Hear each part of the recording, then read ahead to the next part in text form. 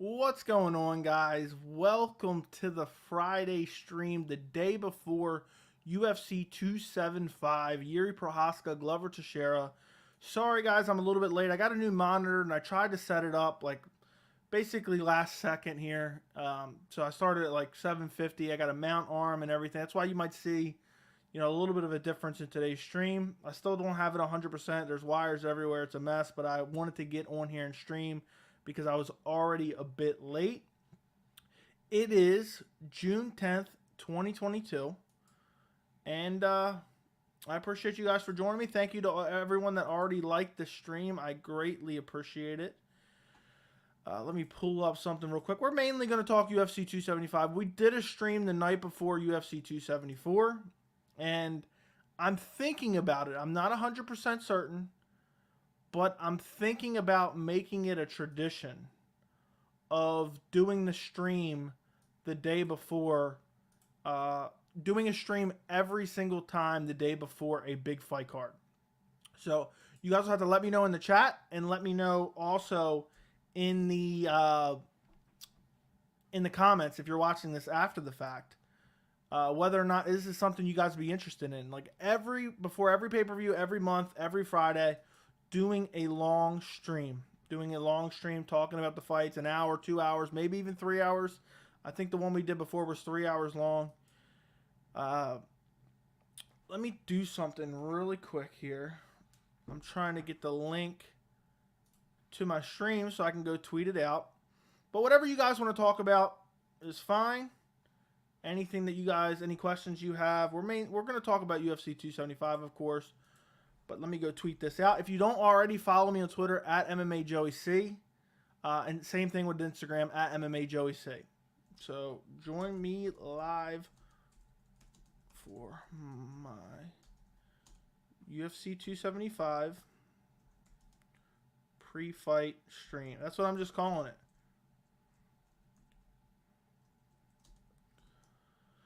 There we go. I tweeted that out. So if you guys like that idea, let me know in the chat, as well as if you're watching after the fact, let me know in the comments as well. Let's get through some of these comments. Again, sorry guys, I was a little bit late. I wanted to try to get as close to 8 o'clock as possible, but I figured I might be about 8:30 anyway, and that's why I told you guys in the members Discord I might be about 8:30.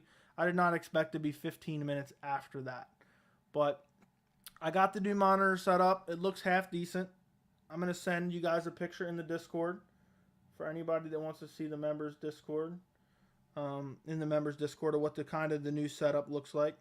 It's partially temporary at this point in time because I literally try to set it up as quick as possible. I literally tried to set it up as quick as humanly possible. So I still want to tuck the monitor a little bit further back, tilt it. I'm going to have to figure out the mic because I don't like the fact that it blacks the light in the background, so I'm not a big fan of that. But the monitor's in the way of the mic arm, so I'm going to have to see if I can adjust the mic arm over a little bit and still get the angle I would like on the mic. But guys, if you're a member and you're in the members Discord, I'm going to go post a picture right there right now. If you guys want to go see what the new setup kind of looks like. It's not 100%, but let's go take a look. Anybody wondering what it kind of looks like? It still needs some fine tuning, and when it's 100% done, I will post a picture in the members Discord, as well as the community section of the members only community section. There wasn't a press conference because the time zones and no native English speakers. Makes sense. Good morning, Joe. I feel like Valentina will probably have a good shot if she went to the bantamweight after this fight. She knows both fighters. With the man to weight cuts, now is the time for her. Yeah, I would favor Valentina Shevchenko over both Pena and Nunes at this point in time. I thought Shevchenko beat Nunes back when they fought the first 2 times.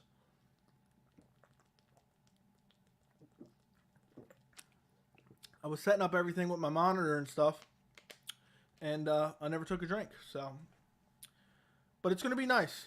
I think it's going to be pretty nice. I've been wanting to do this for a while. Next, I need to get a PC. So that's going to be next. Let's see what you guys are saying. Yeah, so the monitor actually doesn't look too bad because I'm so used to looking down at the laptop. but I think I want to tilt it back a little bit, and then I can raise it like 2 inches or so, and I might raise the camera angle maybe another inch, and then maybe I'll get 3 inches out of it, and then I'll have some room underneath the monitor. We'll just have to see how it goes. Okay. We'll be here. Thank you, JZWay26. Also, by the way, guys, if you have not already, please do me a favor. Please like the stream. Run up the likes in the stream. I would greatly appreciate it. Share it, and make sure you subscribe to the channel. I would greatly appreciate that. Yeah, I think this monitor is the right size, too. I think it's the right size. I was a little bit worried. Might be too small, but it's looking like the right size as well. Do you think Amanda Shevchenko 3 happens, Valentina wins? I would favor Valentina Shevchenko against Amanda Nunes, for sure. For sure. What's up, Keep Out? Hope you're doing well. I'm doing well. Good to see you in the stream. What's up? What's going on, Fast? Appreciate you, man. Just got finished setting up the monitor. Big fan. That's not cool. Oh, about being late, man. It's very rarely that I'm that late. It's just, and I hate doing it. It was just the fact that it took longer than I anticipated to get the mount arm together, mount it up, get the wires kind of halfway ran. I didn't even get to do it as what, to the extent that I wanted to. Don't hold it against me, my friend. Joe, where you be, man? I'm here now.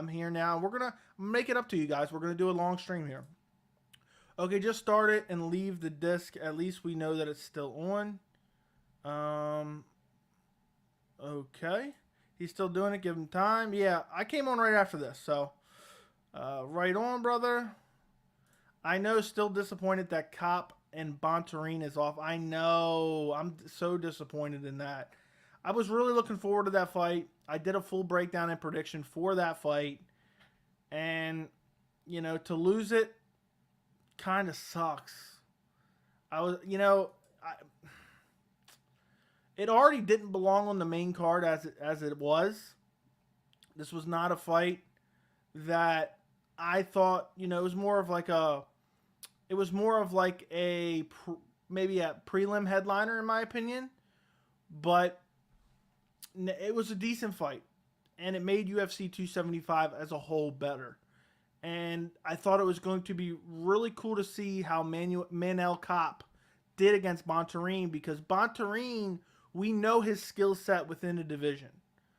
Now, we kind of have a feel for Manel Kape, but at the same time, I still wanted to see him get a win over a veteran like Bontarine. And Bontarine is no easy test. He's a good grappler. He has good power. He's not particularly wild. He has good stamina. Has good submission skills. And if Kape could beat him, and I still can't get over that his name is Kape. I want to say Cape every time. We knew that he was legit within the division. Good idea, brother. Sorry I'm late. Well, I was late too. Hey, Joey, long time no see. Been busy. Haha, hope you're doing well. Homework, what's going on, my friend? I hope you're doing well.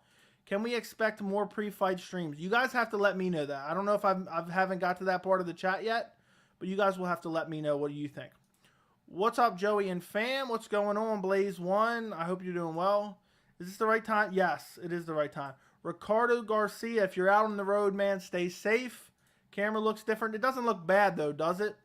I still got to fine-tune it a little bit. I hope it doesn't look bad because of my monitor, I had to raise my camera a little bit. I'm still deciding whether or not, because I'm very particular. I'm still going to be deciding whether or not this is a keeper or not.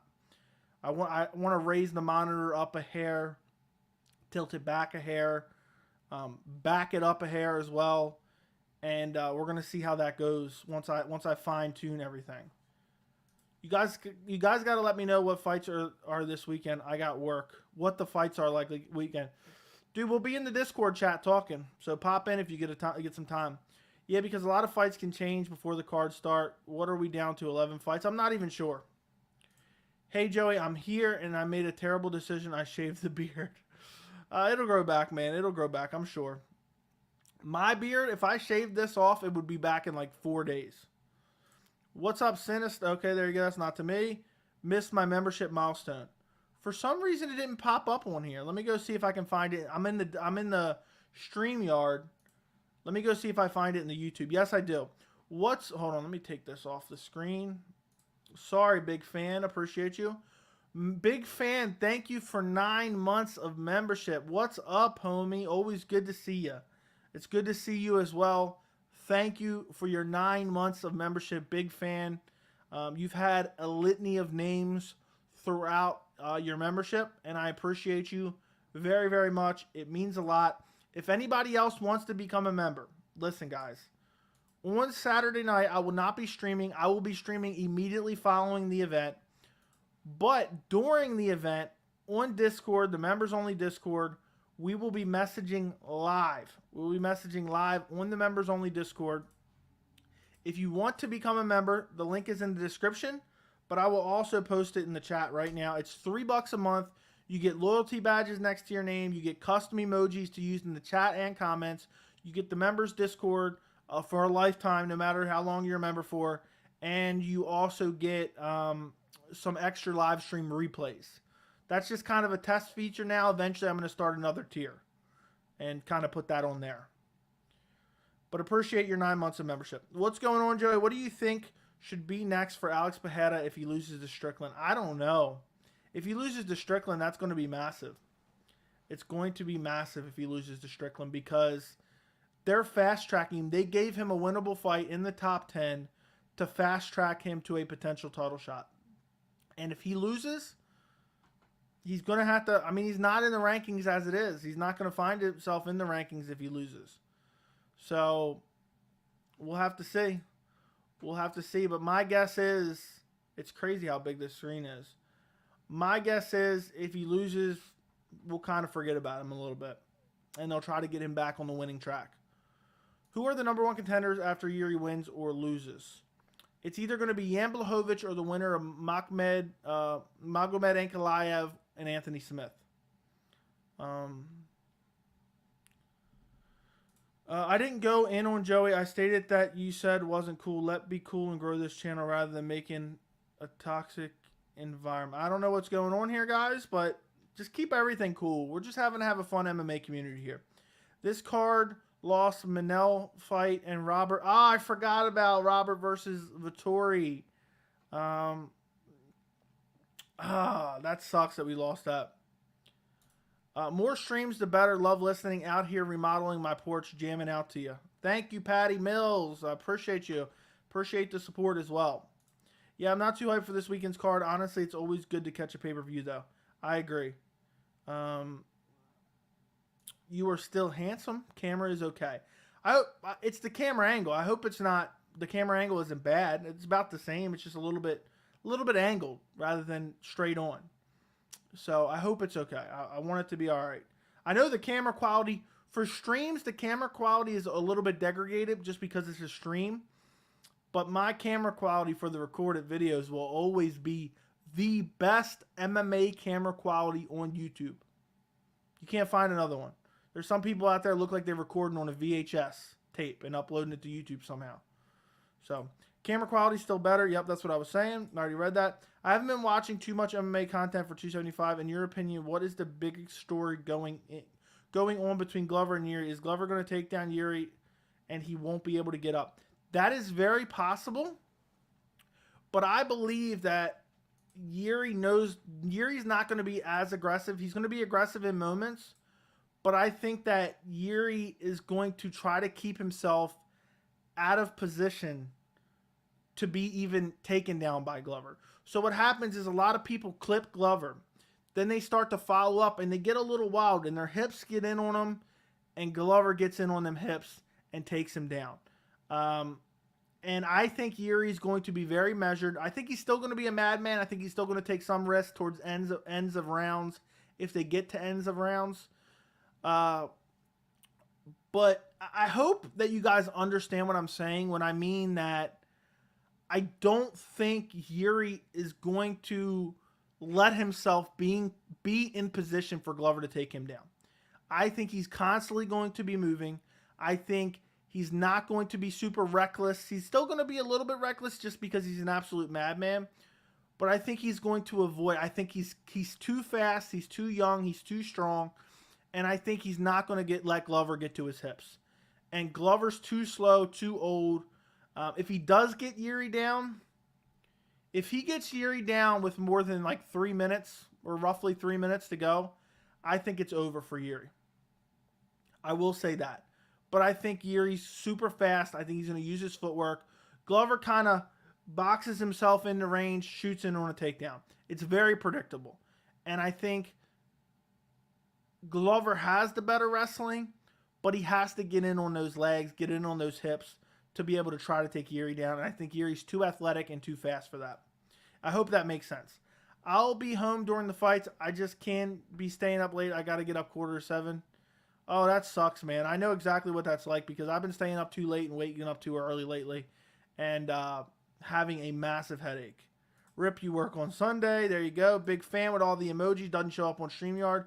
Is the hype behind Machete, who's fighting Steve Garcia, real? I'm trying to get my prelim bets figured out. What are your thoughts on more of the undercard fights? You know, that's a great question. That's a great question. Let's go to Tapology. Let's look through some of these undercard fights. People are always asking me for prelim predictions. Okay. I'm not too high on Jocelyn Edwards or Ramona Pasquale, or however you pronounce her name. I don't really have a lot of analysis on this fight. You know, Edwards is coming off 2 losses, one to Jessica Rose Clark. I don't know who I'm picking in that fight. I'd probably go Jocelyn Edwards, but really I would have to dig deeper into that one. Silvina Gomez Juarez versus Na Liang. Have they fought in the UFC before? Okay, so Na Liang had a fight. She lost to Ariana Carnelosi in her last fight. Let's see who she beat. Yeah, she's beat a bunch of nobodies. I don't even remember seeing her fight before. She has a loss to Lupe Godinez. Yeah, I'd probably go with Silvana Gomez, but again, this is not a... it's hard to pick because she's fought the better competition. Silvana Gomez has fought the better competition, but she's 37 years old. And that's saying something there. At 37 years old. So sorry I don't have a lot of analysis on that one. Let me go back now, get to some of these more... okay. Kyung Ho Kang Bat Gurel Dana? Jeez Louise. Hold on 1 second. Hold on 1 second. 12-3, 17-9, 34-32, 5-9, 5-7, 73-70. Let's see. Lost to Ronnie Yaya. Oh, he got out grappled. I remember that fight now. He actually looked pretty decent in that fight on the feet. Let's see who he's lost to. Chris Gutierrez. I remember that. Spinning back fist. Brandon Davis. That's a decent win. I would probably go with Kai Young Ho Hang. He actually looked pretty decent against Ronnie Yaya. And Ronnie Yaya is a good fighter, but he wants to take you down and grapple you. But Kai Young Ho Hang is super explosive from what I remember. Has decent striking. I don't remember. I'm trying to remember this guy's style. He has quite a few fights in the UFC, which is crazy. Has a win over Guido Canetti. Yeah, I would go Kai Young Hung. You know what I'm saying. Mr. Perfect. I'll say that. I really hate doing predictions for these lower, not these lower level fights, but the prelim fights, because I just don't have the time and I don't have the memory space to analyze them as much as I would like to. And I just feel like anything I'm spitting out is kind of like incomplete. It's just a weird thing with me, and that's why. But Brendan Allen versus Jacob Malkoun, obviously he's going to go down there and look to just take you down. I picked against Malkoun against AJ Dobson, and I thought he was going to lose that fight. Brendan Allen's coming in a massive, pretty decent favorite here on Tapology. Has a win over Sam Alvey. The KO loss to Chris Curtis. Win over Puhili Soriano. Yeah, I remember all these fights. Does Brendan Allen stuff the takedowns and beat up Malkoun? If Malkoun cannot get him down, Brendan Allen will butcher him on the feet and probably finish him. I would go Brendan Allen TKO, maybe like a second round TKO. I can't even pronounce his name, but the guy you're talking about, versus Steve Garcia. Who am I picking? Who am I picking in this fight? 22 years old, 30 years old, 6 foot, 71 and a half, 73. Steve Garcia's last fight was against Charlie Ontiveros with a win. Not a great win. A loss to Luis Pena. That was no wonder I don't remember that fight. It was 2 years, over 2 years ago. A lot of these fights, let's see, when was his last fight? His last fight was 7 months ago. I don't know if the hype behind, I don't want to butcher his name. Hayasir Mashat? I don't know. I'm butchering names right now. I don't know if the hype is real. I would definitely go with him. 22 years old versus Steve Garcia. The win over Charlie Ontiveros didn't really mean much. The Luis Pena loss doesn't look that good, but it was 2 years ago. Also the inactivity. So he's fought Mashat has fought 1, 2, 3, 4, 5 times in the span that Steve Garcia has fought once. 5 times in the span that Steve Garcia has fought once, which is just insane to me. The inactivity. Okay, let's move up on the card. Sung Woi Chu versus Joshua Kulabao. I don't even know how to pronounce these guys' names. I'm definitely going with Sung Woo Chu. I think he outstrikes him. I think it'll be... I don't know, man. I don't know. Let's see. 29, 28. They're both fairly young. 6 foot to 5'10". A little bit of a reach advantage. Yeah, I would probably go Sung Woi Chu by decision if I had to guess. I think he's just the better overall fighter. I think he should win that fight. Okay, moving up the card. Jack Della Maddalena versus Ramazan Ameev. So my first thoughts when it comes to this fight, okay? And maybe this sounds crazy to you guys, but the UFC has shown an interest in building Jack Della Maddalena. And I believe they would not give him an opponent that they did not think he could beat. So that's my first thought. Then I look at Jack Della Maddalena. He's 25 years old. Ramazan Ameev is 35. He's coming off a loss to Danny Roberts by split decision. Before that, a win over David Zawada. Before that, a win over Nicholas Stolze. I think that Jack Della Maddalena is very good on the feet. He has decent power. I think the UFC is trying to build him. He has the youth advantage. He has a massive reach advantage in this fight. I would probably go Maddalena by TKO in this fight. Maddalena by TKO. You're getting plenty for your question here. Typical skeptical podcast UFC. I'm gonna take that off the screen. We don't really need that on the screen anymore. Moving up the card, a fight that I actually really am looking forward to. Jake Matthews versus Andre Fialio, or Fialio, I think is how you pronounce it. Jake Matthews, I've been seeing a lot of talk online. People saying, "Oh, Jake Matthews is a live dog here, and this and that." I mean, Jake Matthews not that long ago had a tough fight with Diego Sanchez. And I think Jake Matthews is going to come out. He's a very well-rounded fighter. He's going to try to grapple with Andre Fialio. And I think it's possible, but you can't overlook the activity of Andre Fialio. Super active, great striking, great knockout power. I thought had he had a full camp, he would have beat Michel Pereira. I think the win over Miguel Baeza was solid. The win over Cameron Van Camp was solid. I think he comes out here. I'm going first round KO, Andre Fialio. I think he beats Jake Matthews. 27, 28 years old, 5'11", 6 foot. Fialio's got a 2-inch reach advantage. Coming in, super active. He's fought 3 times in 4 months. Meanwhile, Jake Matthews hasn't fought in over a year. Before that, his last fight was a loss to Sean Brady. He's not a particularly one of these top-tier grapplers. But we will see. We will see. I think he's going to try to out-grapple Andre Fialio. And I think Fialio is going to light him up on the feet and brutally KO him in the first round. Would be my pick. Would be my humble pick. Okay, moving up the card, and I think I did full breakdowns and prediction for the rest of the card, but we'll go through them anyway. This is the UFC 275 pre-fight stream. Let's actually do a poll in the chat since none of you guys answered me anyway. Should I do a Friday pre-fight stream every pay-per-view? Let's see what you guys think. Let's see what you guys think. I'll come back to that in a minute. Weili Zhang versus Joanna Jędrzejczyk 2.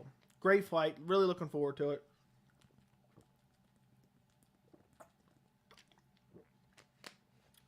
Really looking forward to this fight. First fight was amazing, and it came down to power differential.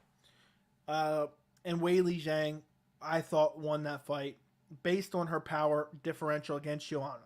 Now, you have Joanna coming into this fight.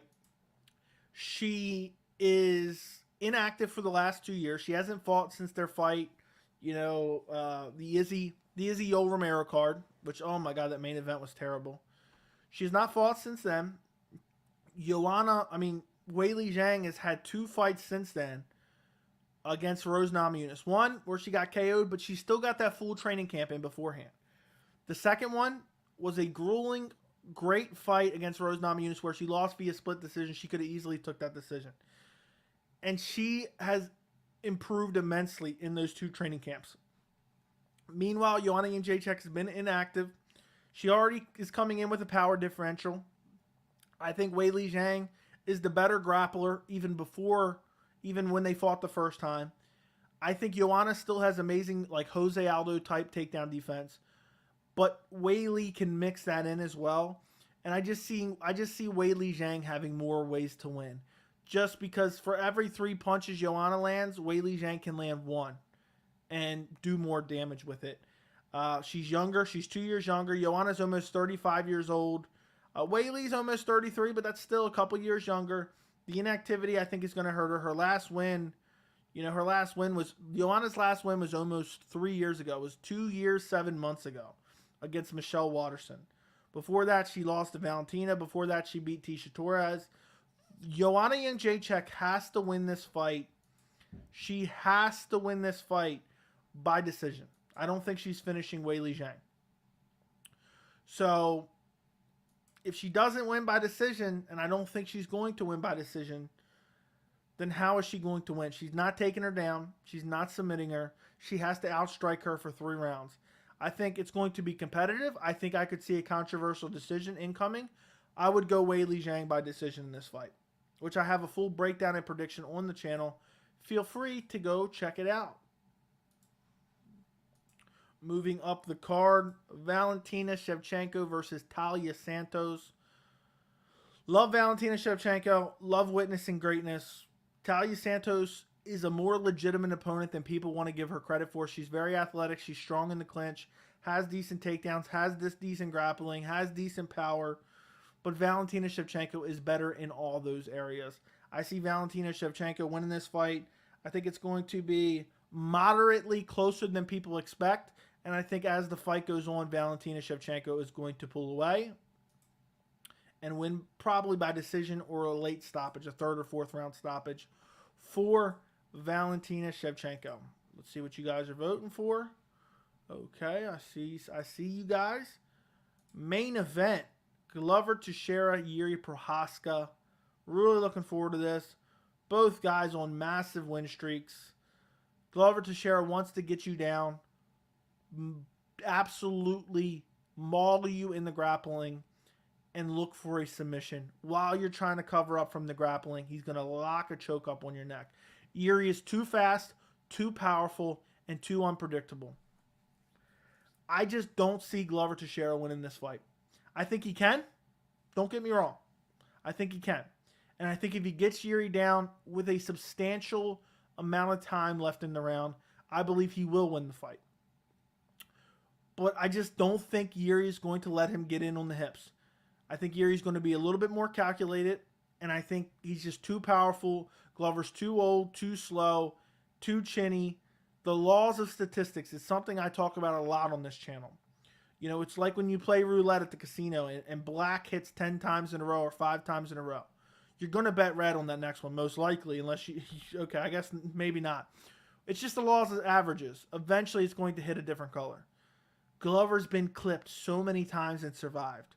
One of these times, as he gets older, the lights are going to get shut off. He's almost 43 years old. Jiri's 29. He's super violent, super powerful, super unorthodox, so fast, good footwork. He knows what he had to, you know, he knows what he's coming.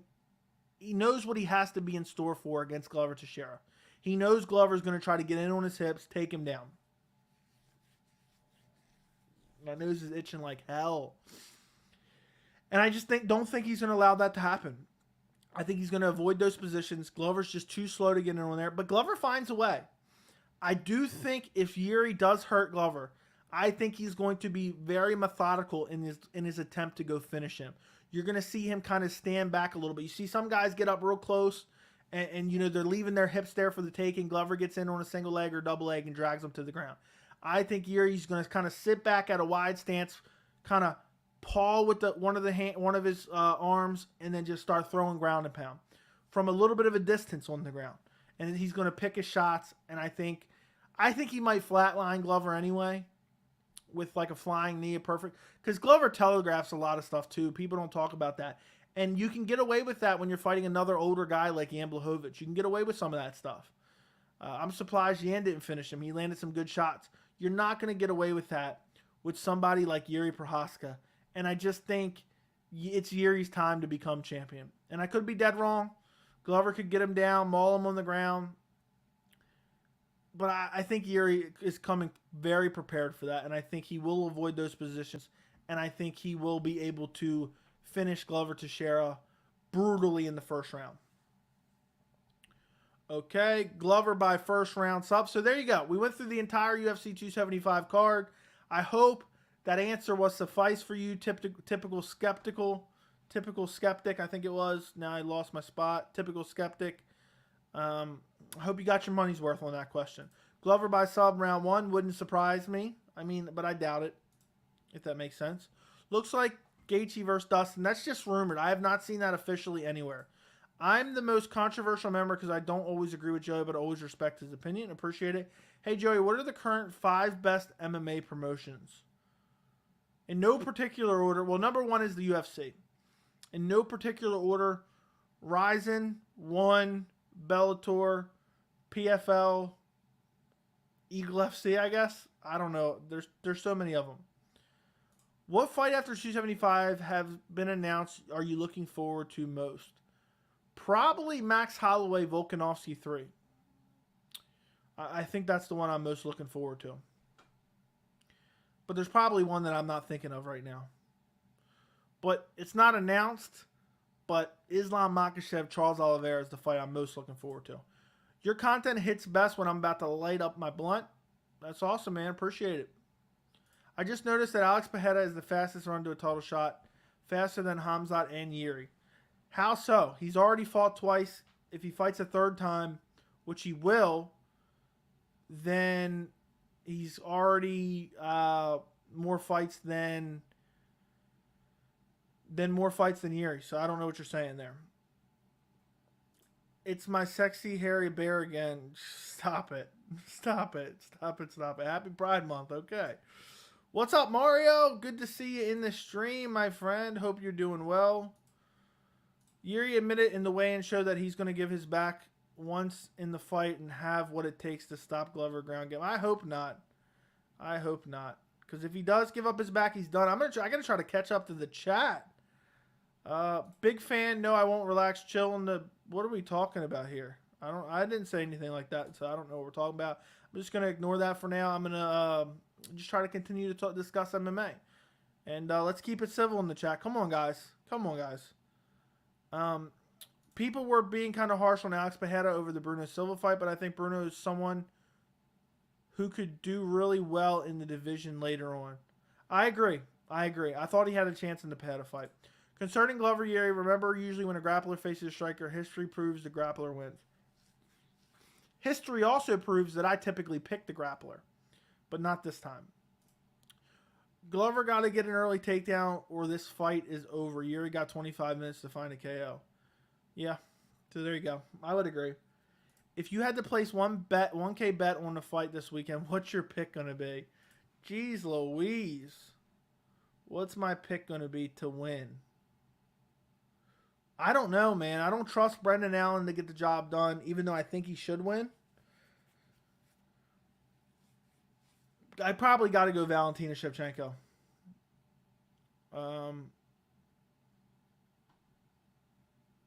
That's what I would go, Valentina Shevchenko. Who should Joel Alvarez fight next? That is a great question.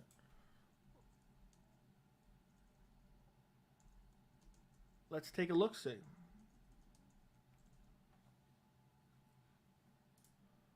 It's so weird having this massive screen here.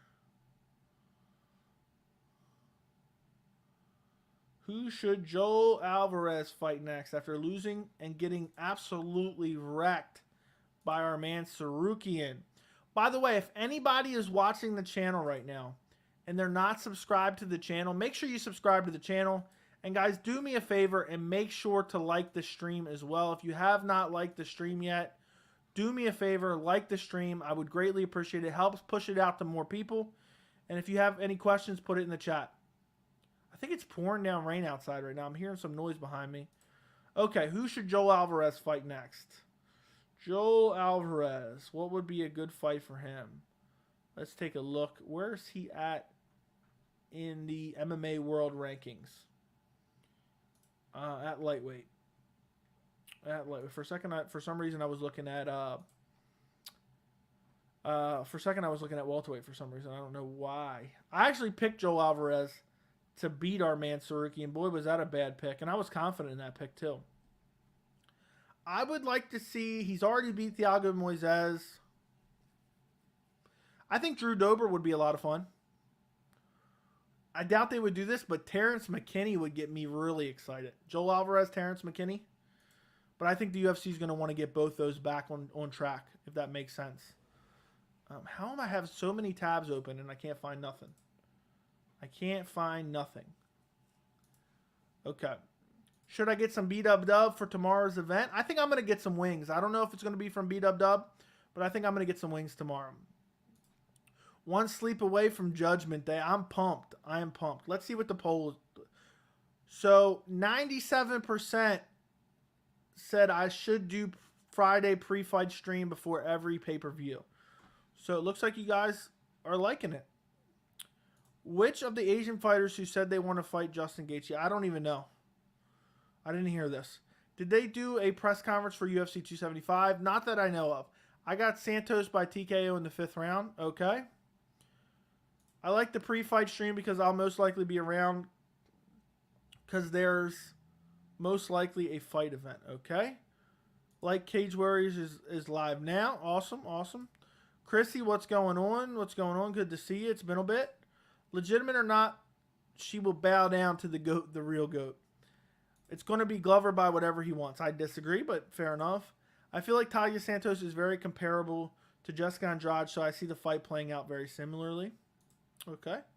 Joanna, last time winning, her last win is more relevant than Conor. True. Jiri is way too hyped. Yeah, that's one thing that kind of does put me off. A little bit nervous. A little bit nervous about it. I'm like, geez Louise, you know what I mean? Like the fact that he is so hyped up, it does kind of put me off a little bit. Valentina by murder, Glover by 4th round sub. I think Jiri gasses out, and I think Talia just not as good. That's fair enough. We'll see. Have you thought about doing a fight companion for 276? Oh, man. I would love to. Maybe I'll consider it. Now that I got this monitor, I really want to get a nice TV to mount on the wall behind my camera. And then I'll do some pay-per-view streams. Maybe.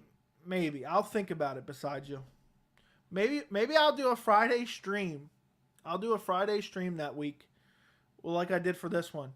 And I'll stream the pay-per-view if we make enough in Super Chats to pay for the pay-per-view. Maybe that's what we'll do, and we'll see how that works out. We'll see how that works out. Let me see this. Appreciate you. So we'll see how that works. Because I hate to watch it on a smaller screen, but this monitor might be a lot better for it. I'll have to check it out. Let me actually go check out a fight real quick. ESPN Plus. Let's see what it's like watching on here. Let me take a look. Let me take a look. Ugh. I gotta try to log in. I don't know the password. I don't know my password. For some reason, it logged me out. Yeah, so I don't know. Let's go to YouTube. There's got to be a free fight on YouTube, right? UFC free fight. Let's see how this looks.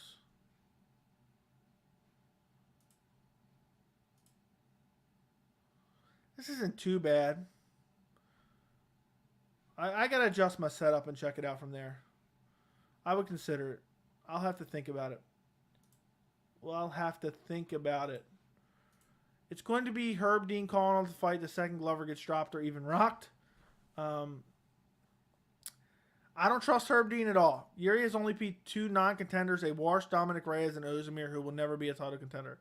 No. Neither one of those were washed at the time he beat him either. Dominic Reyes was not washed when he fought him. Yan Reyes has been washed since the John Jones fight. I disagree.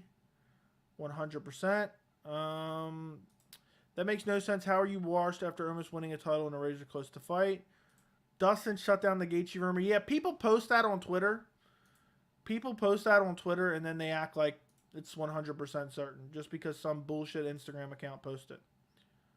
That's what happens. So no judges will be needed for the main event. No.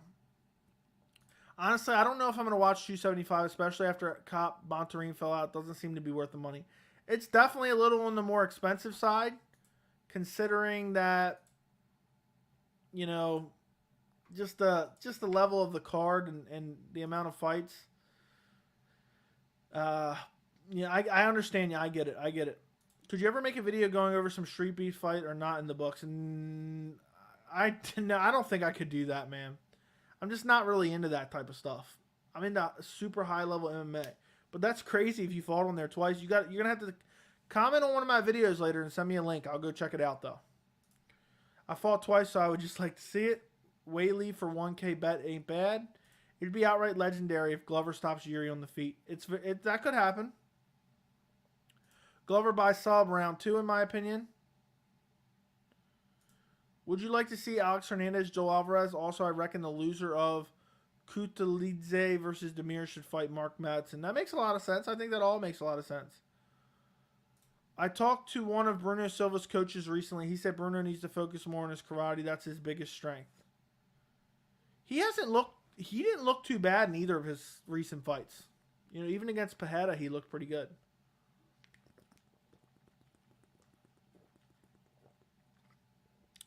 So, give me 1 second, guys. I want to go check something out. Yeah, that does look kind of weird in that picture. Let me check something out real quick. I'm just curious. Jeez Louise. Okay. Jiri's a beast. He's going to TKO Glover in the first round. That's my prediction. I think he flatlines him, though. I think he straight up flatlines him. Let's take a look. See, I got everything working. What do you think about Andre Fialio? I'm very happy with his activity. I think he has great striking. I think he's still young. I think he's very promising within the division. Okay, looks like 95% of you guys want a pre-fight stream before every pay-per-view. Terrence versus Joel, LOI. I think that's not going to happen until 2024. I'd still love to see it. What's up, MMA Joey? Been moving since the end of May and I'm finally starting to settle down in my new home. We're going to be doing our first barbecue tomorrow for the fights. Can't wait. What time am I supposed to come over, Niles? What time should I be there? What matchup are you most excited for? Gotta be Jiri versus Glover. Andre Fialio on track to be prospect of the year. I agree. Who won the fight? I just got back off the plane. Jiri got brutally KO'd in the first round. Reyes hasn't won a fight since 2019. You guys are way off. Will do. What's the worst MMA fight you've ever seen? Most people say Namajunas Esparza 2, but for me, Kimbo Slice versus Dada was way worse. Depends what you're talking about. Are we talking skill or entertainment value? Skill-wise, Kimbo Dada was awful, but at least it was entertaining. Carla Esparza Rose Namajunas was one of the most boring fights I've ever seen in my entire life. Right up there with Francis versus Derek Lewis. I mean, there's been some awful fights, and maybe it's, a little bit of recency biased. But for me, oh, goodness. I watched it twice in its entirety with corner. I didn't even fast forward through the corner advice. And Rose Namajunas, Carla Esparza, was insufferable. Insufferable. You cannot convince me that anybody enjoyed that fight. You absolutely cannot convince me that anybody enjoyed that fight. It was god-awful. It was one of the worst fights I've ever seen. This sounds a bit extreme, okay? And I'm not a person that likes to delve into hyperbole too much. But I never want to see Carla Esparza or Rose Namajunas fight again. That's how terrible it was. I never want to see them fight again. Awful performances by both of them. They both shit the bed. They are both at fault. And honestly, I wouldn't have felt bad if they would have got cut. Disturbing. Disgusting. Thank God that the UFC is not planning on booking that trilogy, because I don't think I'd watch that event if they had 6 title fights on the card, just out of pure revolt. Out of curiosity, have you done any mixed martial arts in the past? I've done wrestling and taekwondo. Not really. Nope, not really. Did you see the UFC cut more people this week? I did not. Anybody notable? I haven't been paying attention to anything this week. I've been really busy. So, also Reyes has fought some insane competition. No wonder he's been losing. Plus, beat Jones 3 rounds to 2. It's a very close fight. The fight was very debatable. Could have went either way. I actually scored it for Jones, which people call me crazy for.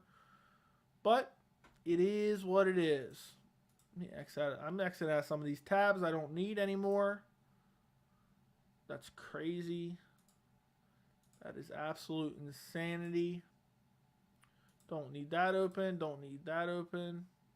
Boom. What about the club? Oh my. The Miesha Tate Ketlin Vieira fight.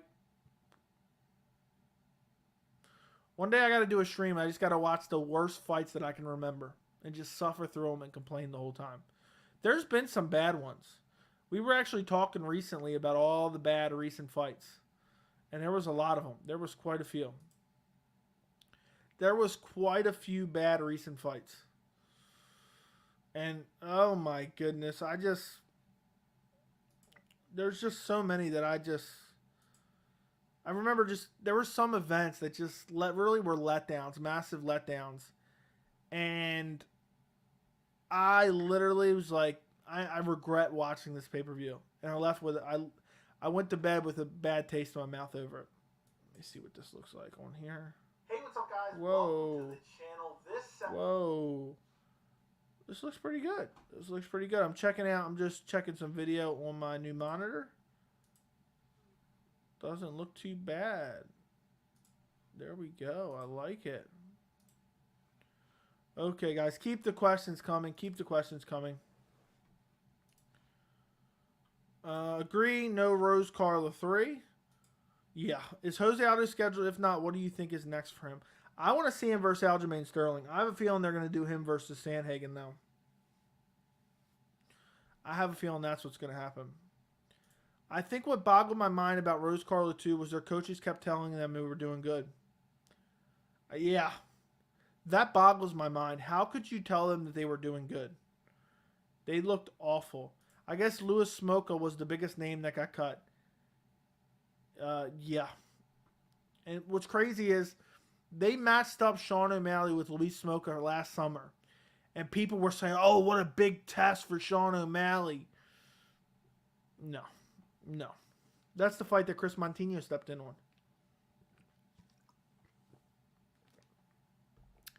It's just insanity. Absolute insanity here. What's up, Kevin? Hope you're doing good. Controversial take, but Cruz vs. Vera matchup prevented a bunch of better matchups from being made. Should have been Yan Vera and Sandhagen Cruz. I don't think it prevented a bunch of... let's take a look. Let's take a look, see.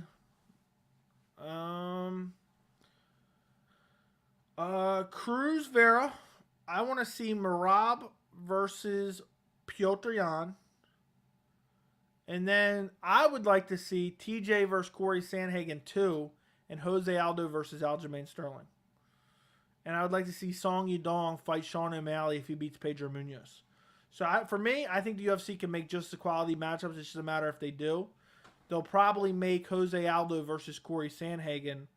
And they'll probably make TJ versus Aljamain, which is unfortunate. Is Ryan Gordon going to transfer to MMA? I have no idea. Do you think Aldo beats Sandhagen? It's going to be tough. It's 50-50. It could go either way. All is well with me. I hope all is well with you. All is great with me. Thank you. You know what I got to try? I got to try this real quick. Let's try this real quick. I forgot now that I can have multiple windows open. New window. Okay, let's see. What do I want here? I'm learning about my monitor as we're on stream right now.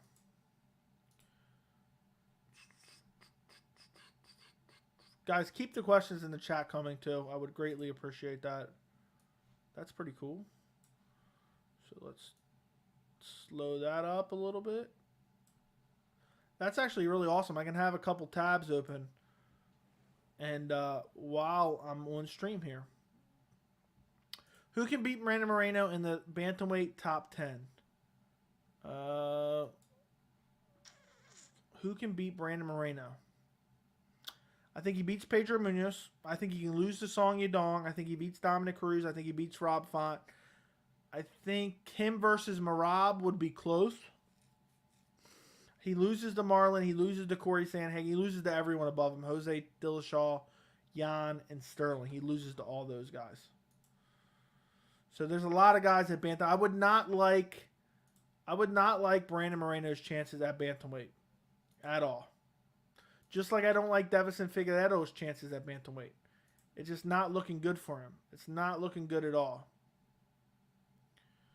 You know, Figgy's talking about, if the UFC doesn't pay me, I'm going to move up and go. Good luck. Dana already said that. Go ahead. Cool. Whatever.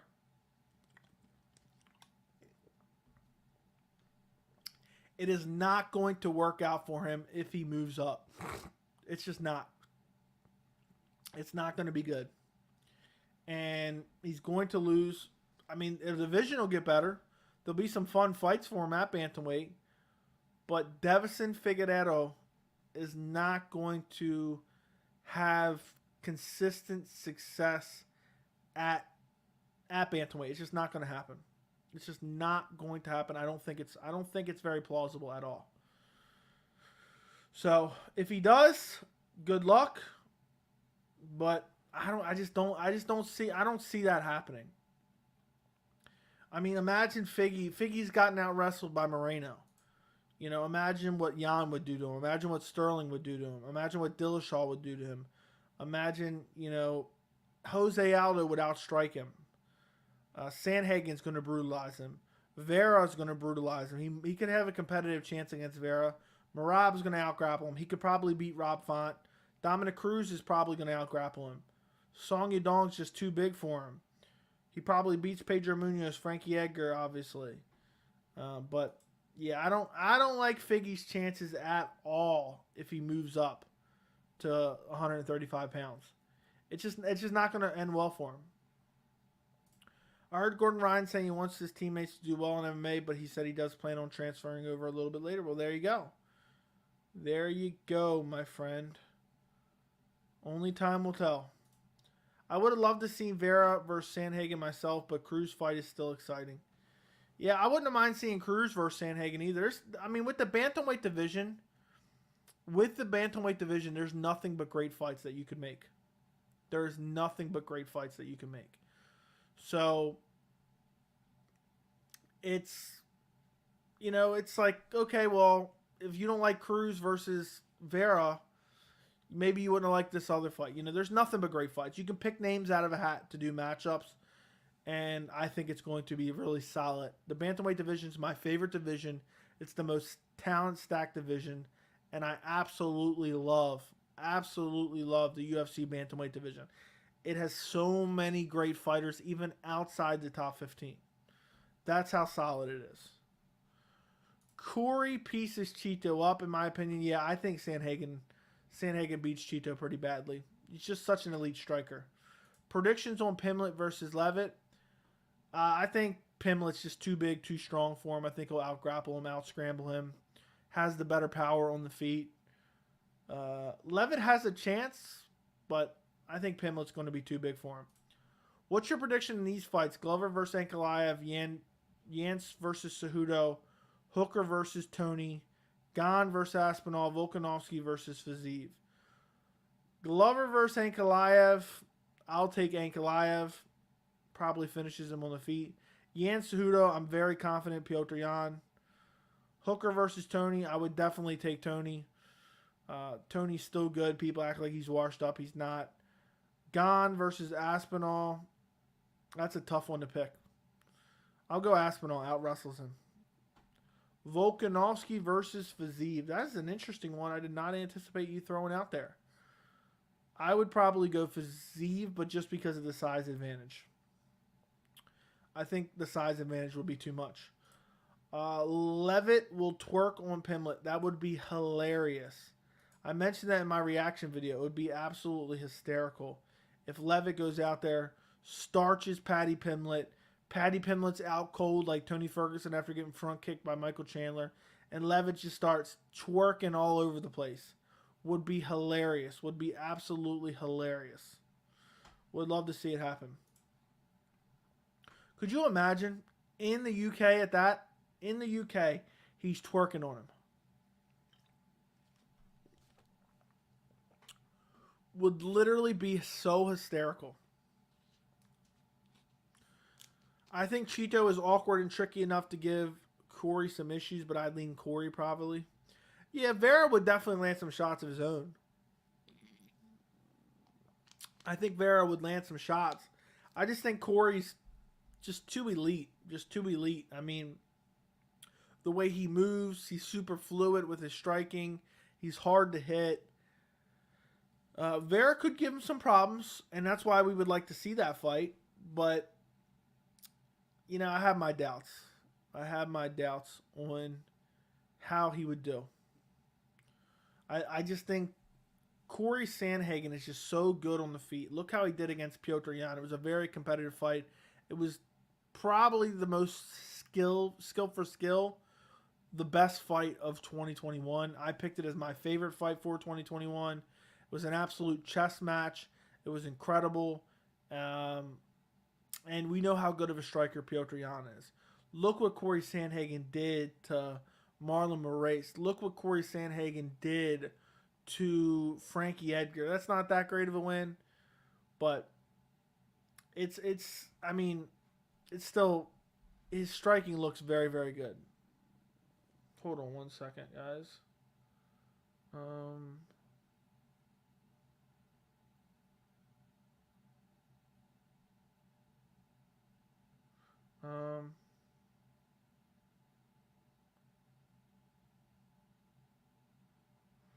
Okay. How do you think Aldo would do at 45? I think he could probably be a champion. That was a little bit of sarcasm considering he was a champion at one point. I think Jose Aldo with good cardio could beat Max Holloway and would beat Max Holloway. But He doesn't. And Max has ungodly cardio. And that's why Max was able to defeat Jose twice. Jose beats Yair. Jose beats Calvin Kattar. Jose beats Chan Sung Jung. Jose beats everyone except Max Holloway or Alexander Volkanovski.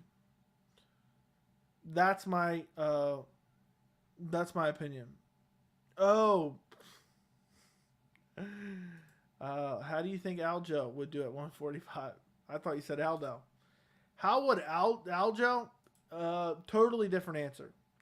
He would lose to Alexander Volkanovski by domination. He would lose to Max Holloway. He would lose to Brian Ortega. He might be able to beat Yair. Probably lose to Calvin Kattar. And he would beat Chan Sung Jung. Lose to Arnold Allen. Lose to Josh Emmett. Lose to Giga Chikadze. Maybe. Lose to Bryce. Lose to Mavsar. So he'd basically beat Yair and Chan Sung Jung, maybe. Probably not even Chan Sung Jung. Maybe Giga Chikadze. So look, I'm so in tune with the live stream, I'm giving you answers you ain't even asking for yet. That's how in tune with the live stream I am. You know, I'm answering questions that you haven't even asked yet. So I wish I gotta figure out how to turn the brightness down on this monitor right now. Actually, I think I can do it this way. Maybe this work? No? No, this don't work. Okay, the brightness adjuster does not adjust the brightness on the monitor with the keyboard, considering I'm running it off a laptop. Man, I want to see Merab fight again. I'd actually like to see him and Yan go at it. I hope that's the fight the UFC books. Merab is a teammate. Of Aljamain Sterling. They're good friends. Aljo said he would change weight classes if he wasn't able to. He would not fight him, is what I'm saying. If Merab made his way to a title, he would change weight classes, he said, rather than fight him. So I would love to see Petr Yan go out there and beat up on Merab, because I think Petr Yan would beat up on Merab. And then I think that Yan will get a rematch. What's the biggest threat to Volkanovski besides Holloway? Biggest threat to Volkanovski, I would probably say... Besides Max, I don't see Ortega ever beating him as we've seen at UFC 266. Yair would get out grappled, but Yair could like land a flashy strike or something. Calvin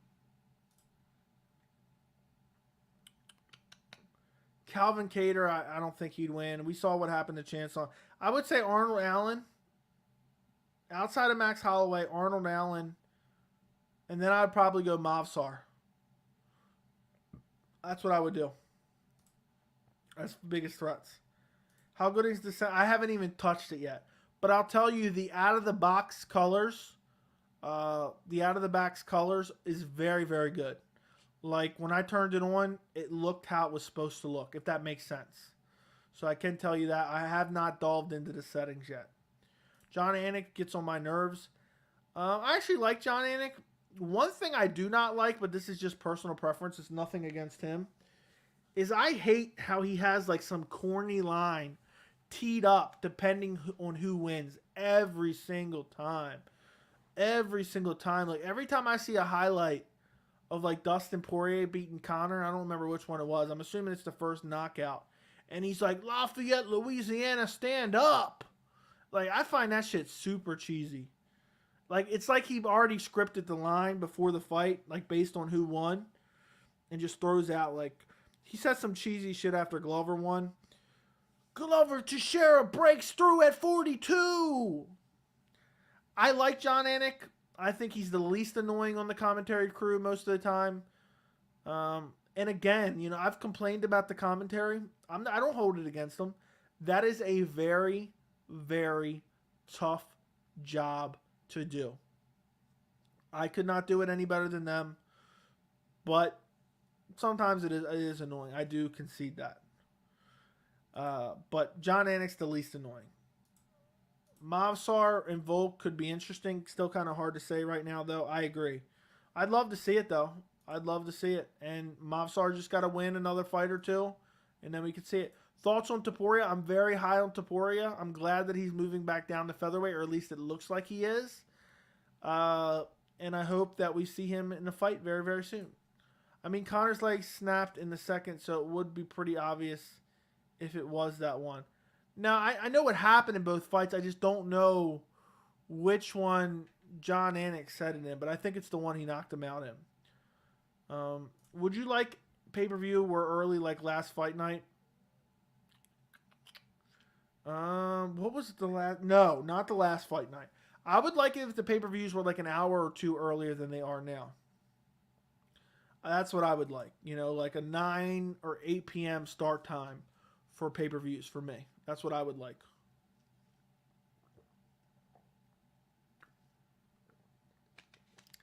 That would be the best for me personally.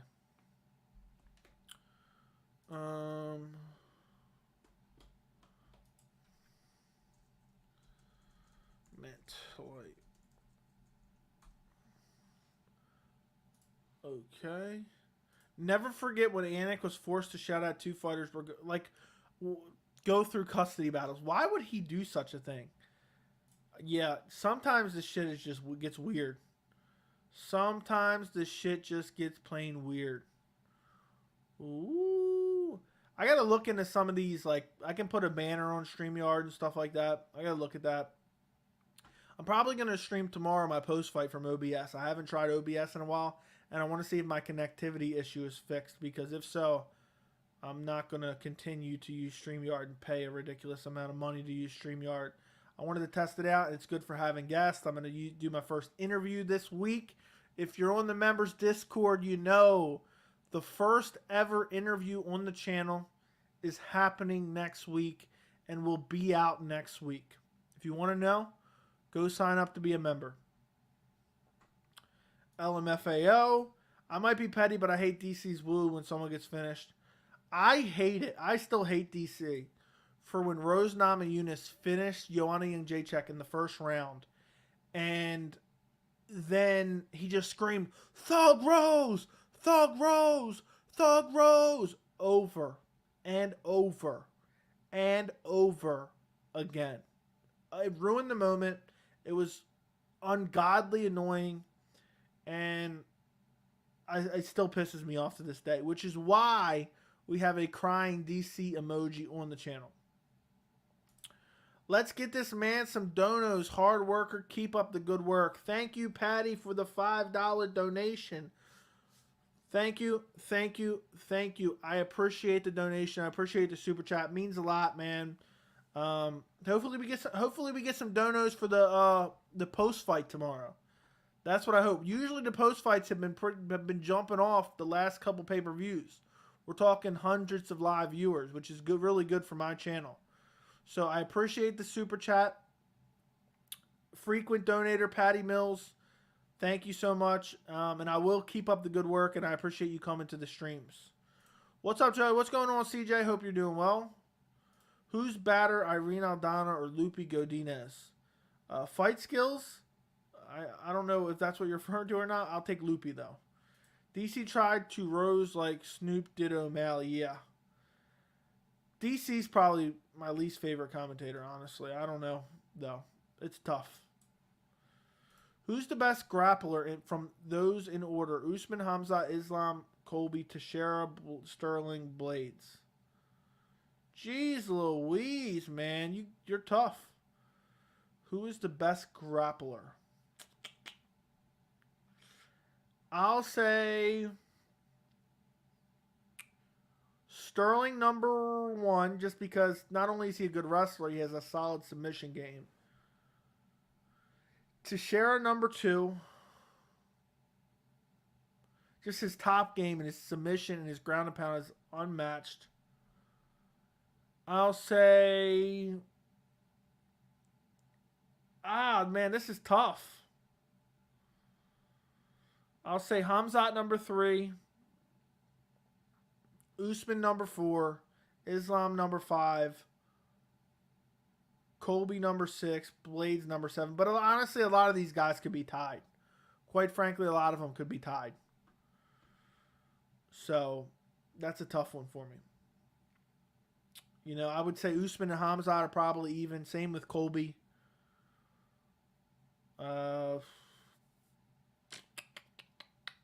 So you get what I'm saying. I kind of like the DC Thug Rose chant, Lamau, but I get how it... I can't believe you liked it, my friend. Brandon, come on now. What are your thoughts on Khamzat Bilal? I hope it happens. I'd rather see Khamzat versus Colby, but Colby don't want it. Colby's ducking him. The DC emojis, Loopy, she's bad. DC commentating feels like a reaction video. It very much does. Is that Poirier behind you? Yes, I have a Poirier autograph bobblehead right there. And then that's the Poirier box the bobblehead came in right there. That's the DC box. That's the Demetrius Johnson bobblehead right here. Demetrius Johnson box. Jorge Masvidal box. Jorge Masvidal bobblehead. And right behind here is Nick Diaz as well, bobblehead as well. I got a bunch of bobbleheads. A bunch of them. MMA bobblehead. Does them, get some autograph. You can buy them autographed or unautographed. I'm done. They're posting pictures of the guy in Singapore smoking cigarettes. I'm done. That's hilarious. But it's crazy.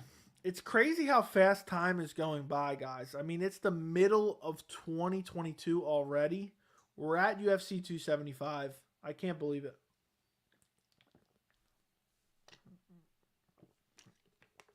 I mean, it seems like just yesterday we were talking about is Gane versus Ngannou a great fight or not? Or no, that's not what I'm talking about. I'm sorry.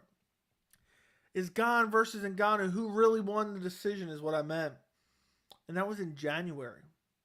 You know, we were debating about Brandon Moreno, Davison Figueiredo.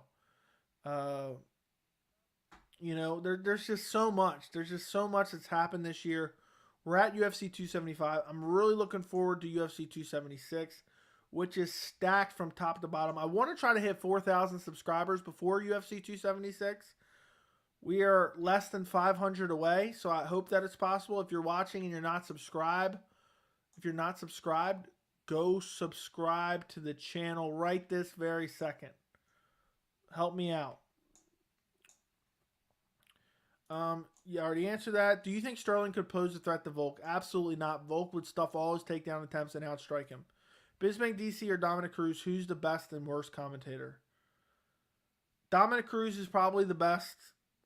I'll say DC and Bisping are tied for worst. Do you all the work on this channel your own, or do you have a production team? I do it all my own, my friend. I wish I had a production team. Yeah. It's a lot of time invested for sure. Recording videos, making thumbnails, titles, descriptions, recording them, editing them, throwing in, you know, researching them. It's a lot. How much UFC 81 would sell if the main event was Islam versus Charles? Light heavyweight versus Ankalaev, Khamzat versus Bilal, Yan versus Merab, Movsar versus Mitchell. That'd be an amazing card. I don't know how well it would sell, though. None of those are huge household names, but I'll say 600, 700,000 buys. Just because it's so solid. The media would really get behind it, and the fans would be talking about it constantly, and it would be massive. Especially Khamzat on there. Khamzat would probably be a big draw. I think Khamzat is a draw, you know what I mean? Would draw in pay-per-view buys at this point in time. Who do you think won, Francis or Gane? There's a video on the channel breaking it down. I have Francis Ngannou winning that fight. It was close. I remember when you were complaining about UFC 272. I know, and now we're complaining about UFC 275. It's crazy. It's crazy how fast time just flies by. What drove you to start the channel? It's honestly superb. Man, with the big words there. The channel is superb. I love it.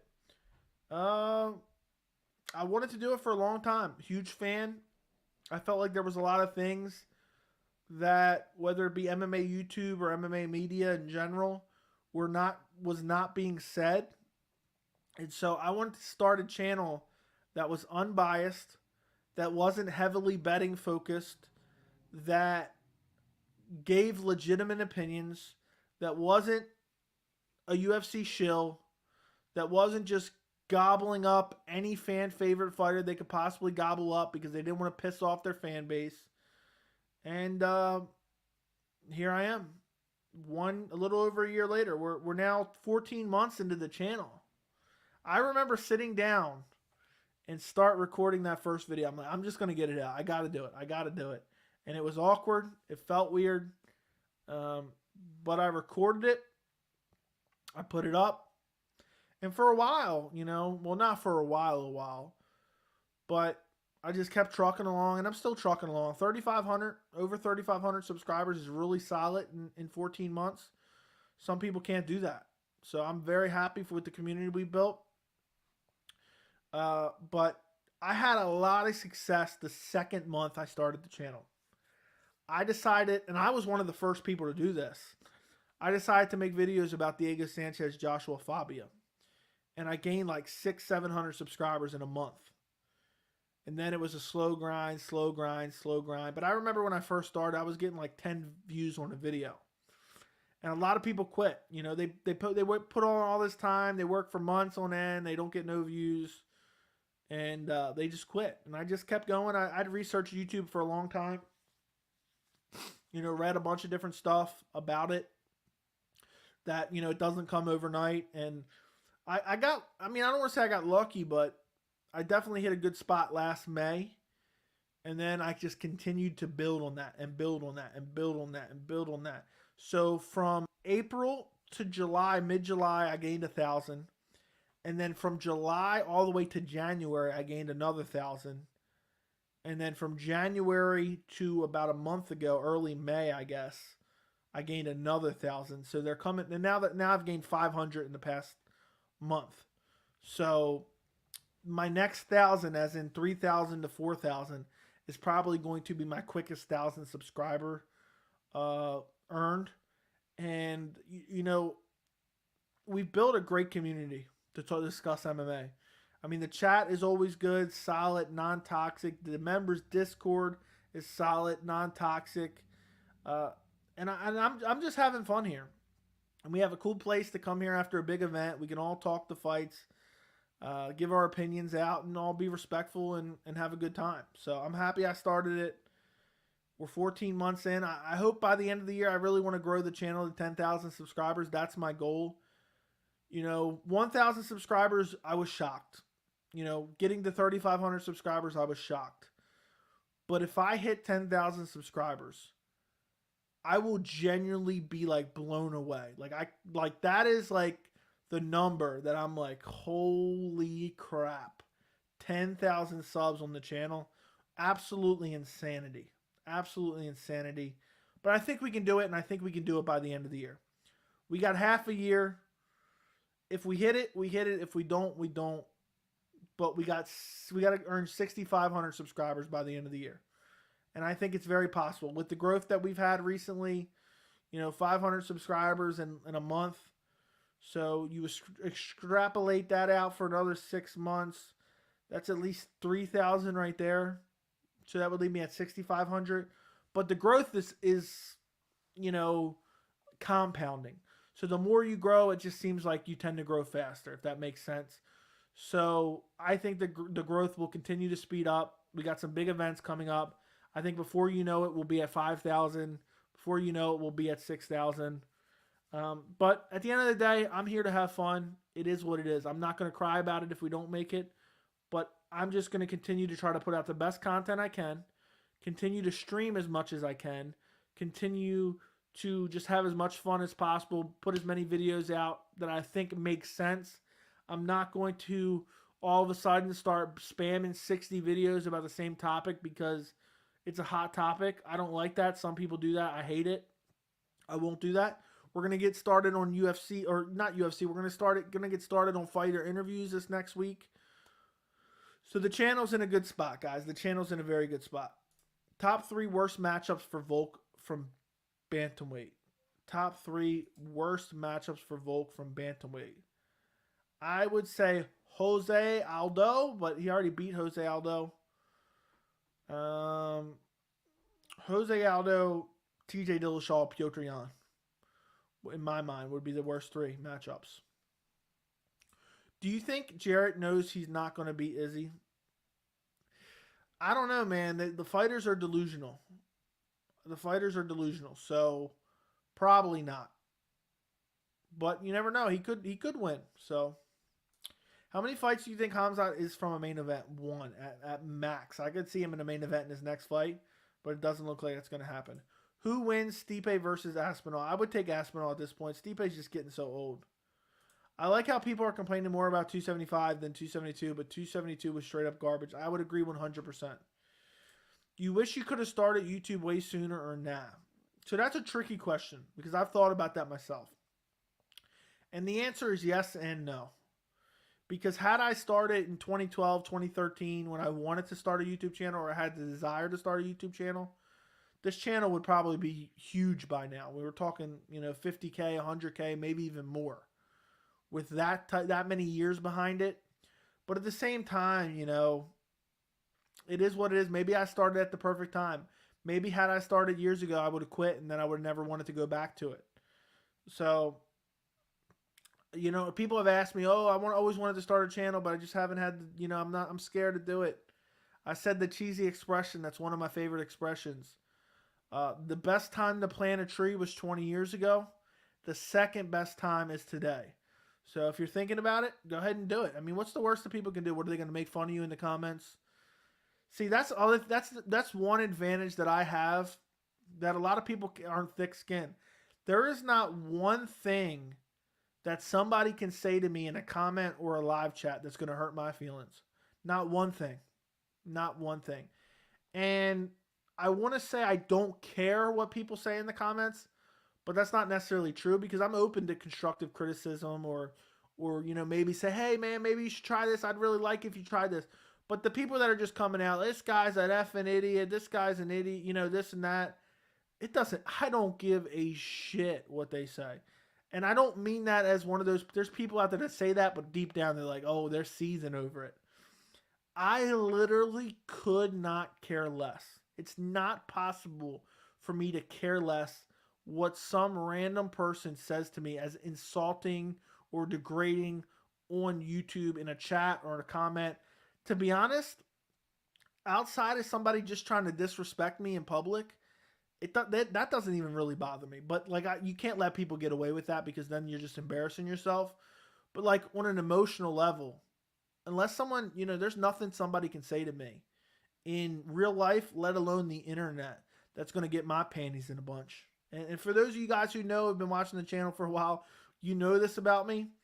But if you guys are just one of the, a newer subscriber, newer watcher, whatever, now you know. Yeah, it doesn't bother me at all. But some people, a lot of people, they can't take it. They just can't take it, and it hurts their feelings. And even if they try not to care, they care anyway. I've heard celebrities talk about that all the time. Oh, I can't help it. I got to stop reading the comments because this and that. I don't know what they're talking about. Maybe Instagram pictures or whatever. I don't pay attention to that crap. But if you're going to start a YouTube channel, you can't care about the haters. You cannot please everyone. There is millions of people, hundreds of millions of people watching YouTube. They're going to come out.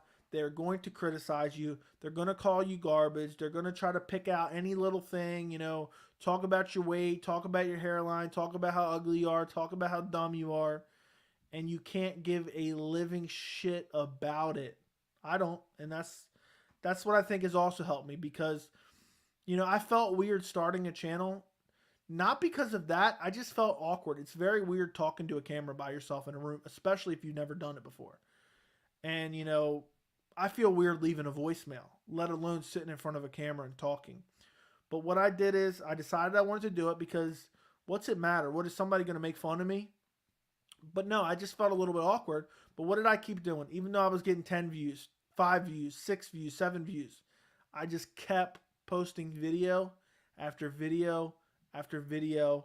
And not even because it was content. Well, that was part of it. But also just to get the experience. How can you do anything without any experience, If you don't start, you can't get any experience. So now I have the experience, at least a year of experience, over a year of experience now. And I've gotten better. There's still a lot of improving to do. But I'm going to just continue to make videos, do streams, and get better at it. And you guys will see the improvement, and the channel will continue to grow. Joey, what's the hardest part of running the channel? Just the time factor, man. The time. It's a lot. It's a lot more than you guys would think. It's a lot more than you guys would think. It just takes so much to have time to record a video. And then half the time you've been out doing something and you're all sweaty and dirty. You're like, I don't want to go on. I don't want to go on looking like this. So you got to take a shower beforehand. And then, you got to go and, pull up some bunch of tabs and download pictures and make side-by-sides and this and that. Then you got to record the video. Hopefully you didn't mess up in it, because then you got to edit some pieces out. Hopefully you didn't, hate it yourself, because then you got to re-record it and put it all together in the editing software. Edit it in the pics. Clip out the beginning, clip out the end. Render it out, upload it, release it, get a thumbnail, title, description, then release it. It's just, you'd be surprised what a 10-minute video might take you. I've streamlined the process a bit, but still, a 15-minute video can take you an hour and 20 minutes to get it all together. Yo, what's going on, Joey? How you doing? What's up, Noah Turtle? Hope you're doing well. Hope you're doing well. Appreciate you. You think Prime versus Prime, Ferguson versus Burns, who wins, and how crazy is that fight? It's crazy. Burns would be too big for him and too good of a grappler for him. He would beat him. As sad as that is to say, he would most likely beat him for sure. Okay. I'm picking Izzy, but I think Jarrett is getting a little underestimated. Okay, that's fair enough. I would agree with you. Dana says he wants to make Chandler versus Connor and Islam versus Beneil. Where does that leave Oliveira? Wait for next year or the fight of Volkanovski-Holloway? There's no way. When did he say about Islam and Beneil? They got to make Islam Oliveira, or I'm going to riot. I am going to throw an absolute fit. How old are you, my brother? Guess in the chat, and I will let you know, Sammy. And thank you for being a member, my friend. MMA wasn't in the same spot. You kind of started the best time for MMA content. I know. And that was one thing that I thought of as well. It's like there's so much out there. But in my opinion, and I've told you guys this a lot, and I hold myself to a high standard, but I also think of it, I'm my own worst critic at the same time. Like, is this good? Is this not good? It's hard to tell and be unbiased when it's you. But I could never find any MMA content that I felt like, was saying stuff that I was thinking. And sometimes I just felt like there was too much people just nonstop focused on betting. Okay, nothing against betting, just constant. We're taking this dog, or we're riding out with this dog, and blah blah blah. And I'm gonna sprinkle some money on this, and that just doesn't entertain me. And then there were certain things that people were saying that was absolute bullshit. And nobody, even if it was the smallest voice, I consider myself, I'm a small voice in the MMA community now. Nobody was saying it. People were hyping up. You can disagree with this, you can agree with this or not. People were hyping up Holly and Paiva so that they could pretend the win from Sean O'Malley was really good. Okay? And nobody else was calling that out. And there's been certain things like that. There's not a lot of people who have called out Khabib Nurmagomedov for his garbage matchmaking in Eagle FC because Khabib is a favorite. And I love Khabib. I have an autograph from Khabib. I have a Funko Pop of Khabib. I have a members only emoji of Khabib. That's how much I like Khabib. Nobody was calling him out for some of that garbage matchmaking he made with Eagle FC. And I wanted to be one of the people on here that you could get on and you could listen to, regardless of if you agree with me or not. I would try to make you understand where I was coming from, even if you disagree with me. And you could listen to me and you could think, okay, this guy's genuinely telling me what he believes. And also, I felt like there was a lot of people that pick fighters, prediction videos, this and that, pick fighters because they like them. When I pick a fight, right or wrong, I am picking that fight because I believe that fighter will win. Not because, I like him a lot. you know? And I feel like there's too much of that. And I felt like even as much MMA content as there is out there, and I haven't seen it all, I felt like I could be different. And I hope it's working. I hope you guys are enjoying it, and I hope we continue to build the community. Real talk, I hope that's about something I just said. MMA Joey's now part of my fight week schedule. I always watch your videos every time there's a UFC event. Appreciate you, John Mundy. You need to start watching them when there's not an event. Watch everything. I need you to watch everything. Turn on notifications, subscribe to the channel. I was one of the massive wave of fans that started watching during COVID because UFC was smart and stayed pouring out free content on YouTube while everyone was quarantined. Yeah, there's a lot of people. Same story. I've heard that story from a lot of people. Who can Diego Ferreira beat from lightweight's top 30? Lightweight's top 30? Come on, man. I'll give you a couple names here.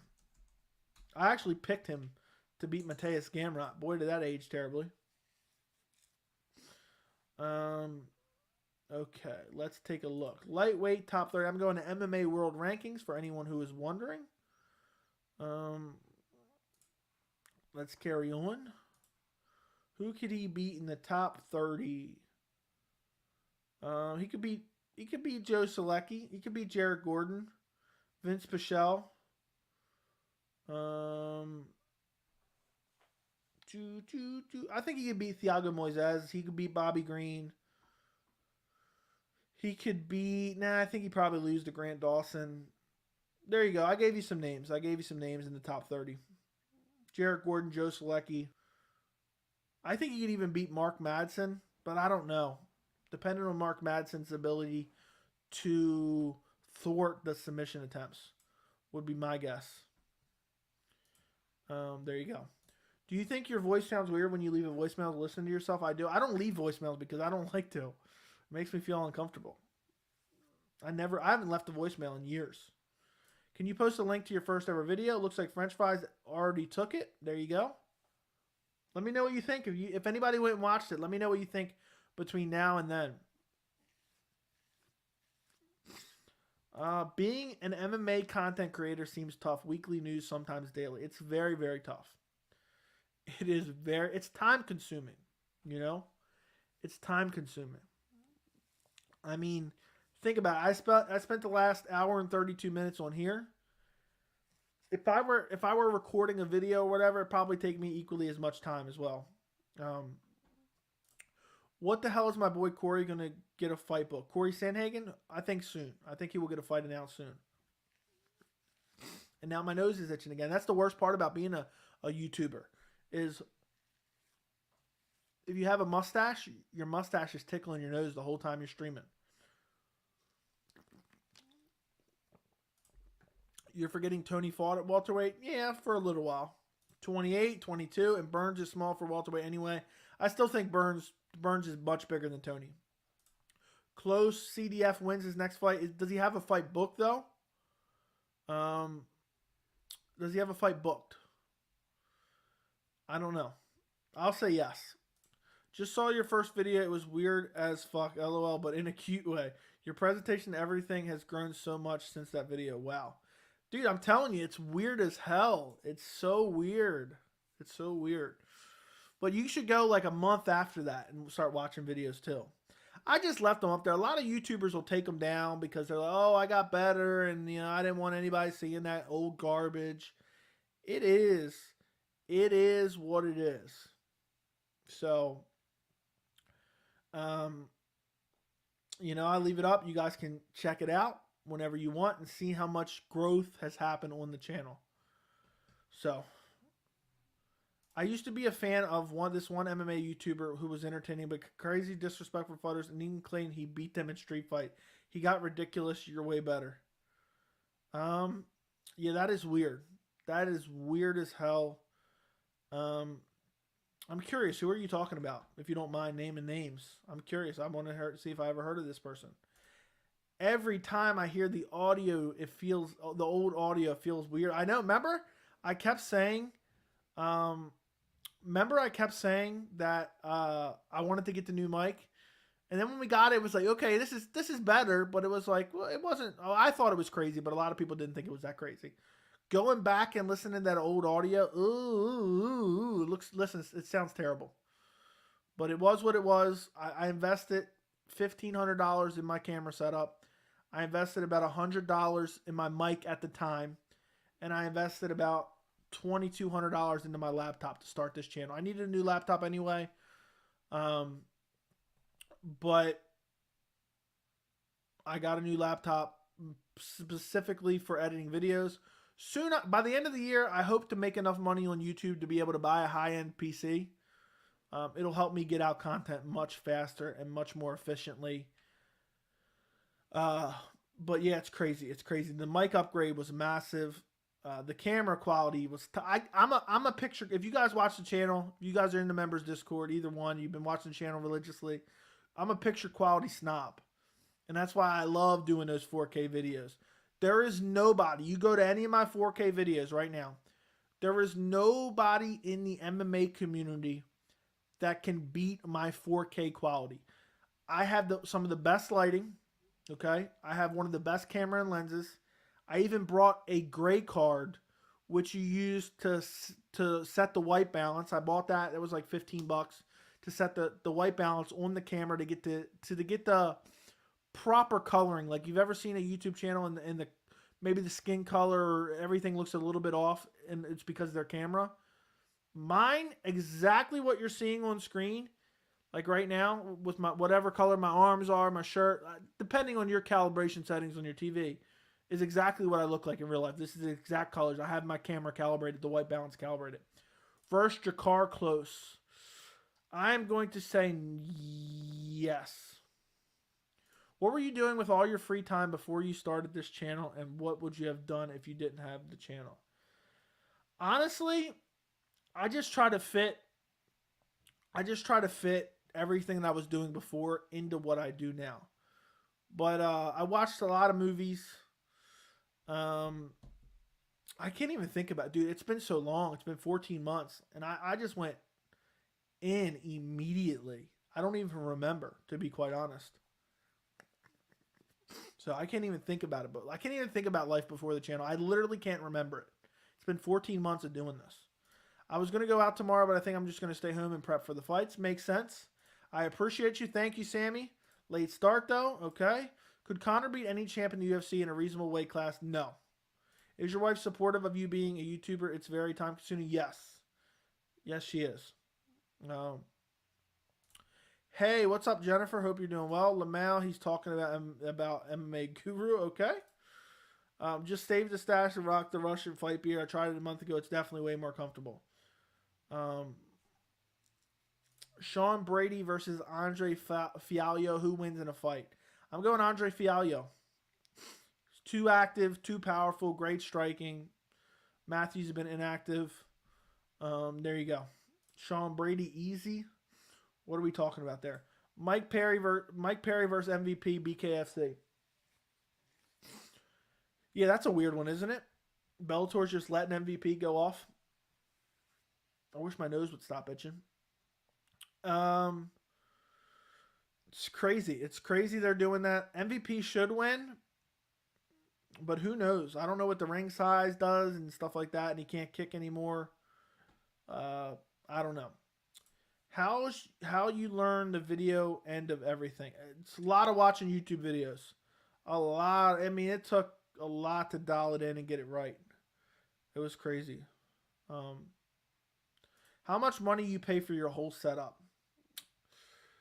Let's do some rough numbers real quick. Let's do some rough numbers. Okay. $2,200 for the laptop. Roughly $1,500 for the camera and the lens. And we'll say like a couple accessories, even though I think that might have been a little bit more. The mic setup was $1,000. The lights were probably, I think they were $150 a piece. So that's $300. Mouse and keyboard were roughly $200 because I just got a new mouse and keyboard. The new monitor, if I decide to keep it, I gotta fix my whole setup and see how I like it. Was roughly the monitor plus the mount arm, I believe, was like $550. What else I got here? The desk was like $600. I bought the desk specifically for the channel. I got the stream deck here. I think that was like $100 maybe. I think. I'm just guessing there. I don't remember. What else do I got here? Am I forgetting anything? Editing software was $100 for one-time fee of $100. I'm trying to think. What else did I buy for the YouTube channel? I'm trying to think. What else did I buy? I don't know. I think that's pretty much it. There you go. Some dongles, some miscellaneous like strips here, some cord management underneath. You know, if you factor all that in, maybe another $100. And I know there's got to be something else. Smart bulb back here. I wanted that for the channel. That was rough. I'm gonna say like $50 for that. I think this little light right here I bought specifically for the channel as well. It's probably like $15. I know I'm forgetting something for sure. I'm definitely forgetting something. Actually, let me go in my description of my video. I put my gear. Let me see if I'm forgetting anything. Already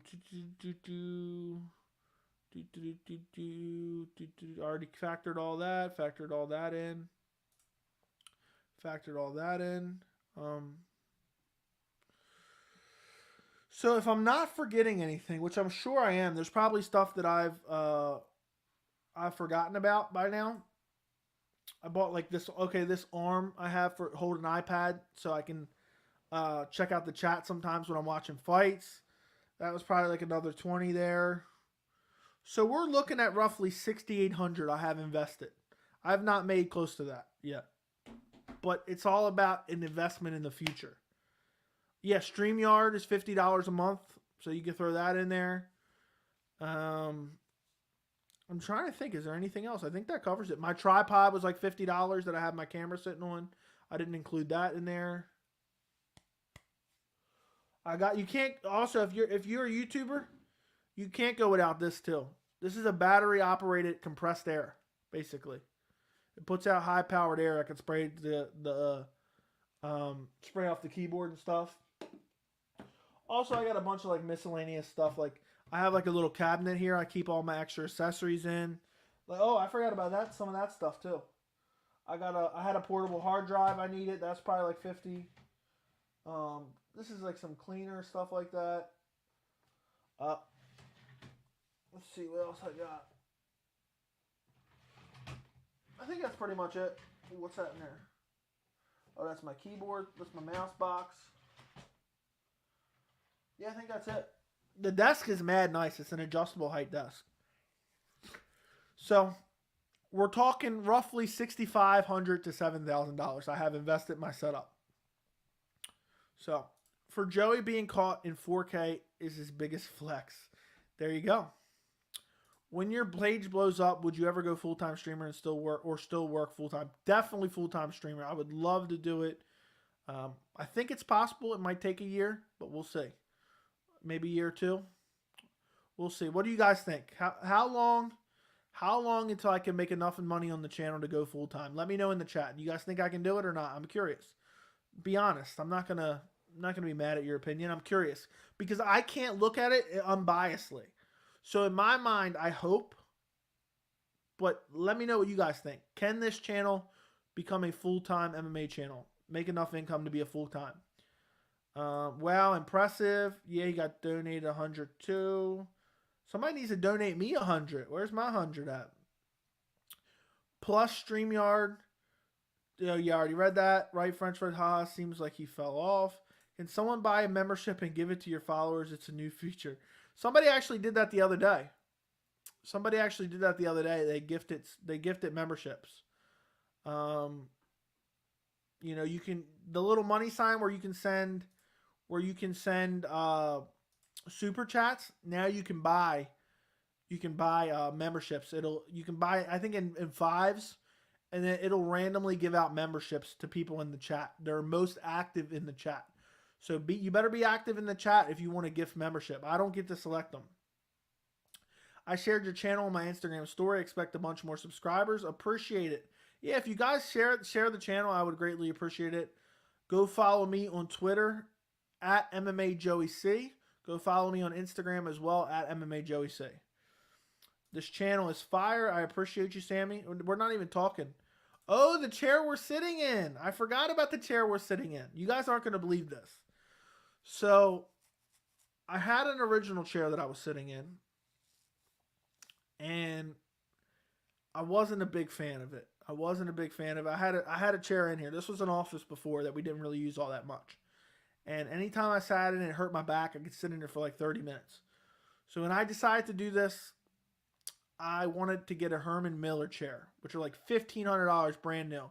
So I searched online. I found a used one that looked brand new. This chair was $550 used. And it is comfy as hell. Comfortable as hell. So there you go. There's not many other MMA YouTubers that interact with the chat and where else can get your answers handpicked and answers every time. Yeah, I do my best. 90 days, I think you'll blow up soon. That'll be awesome.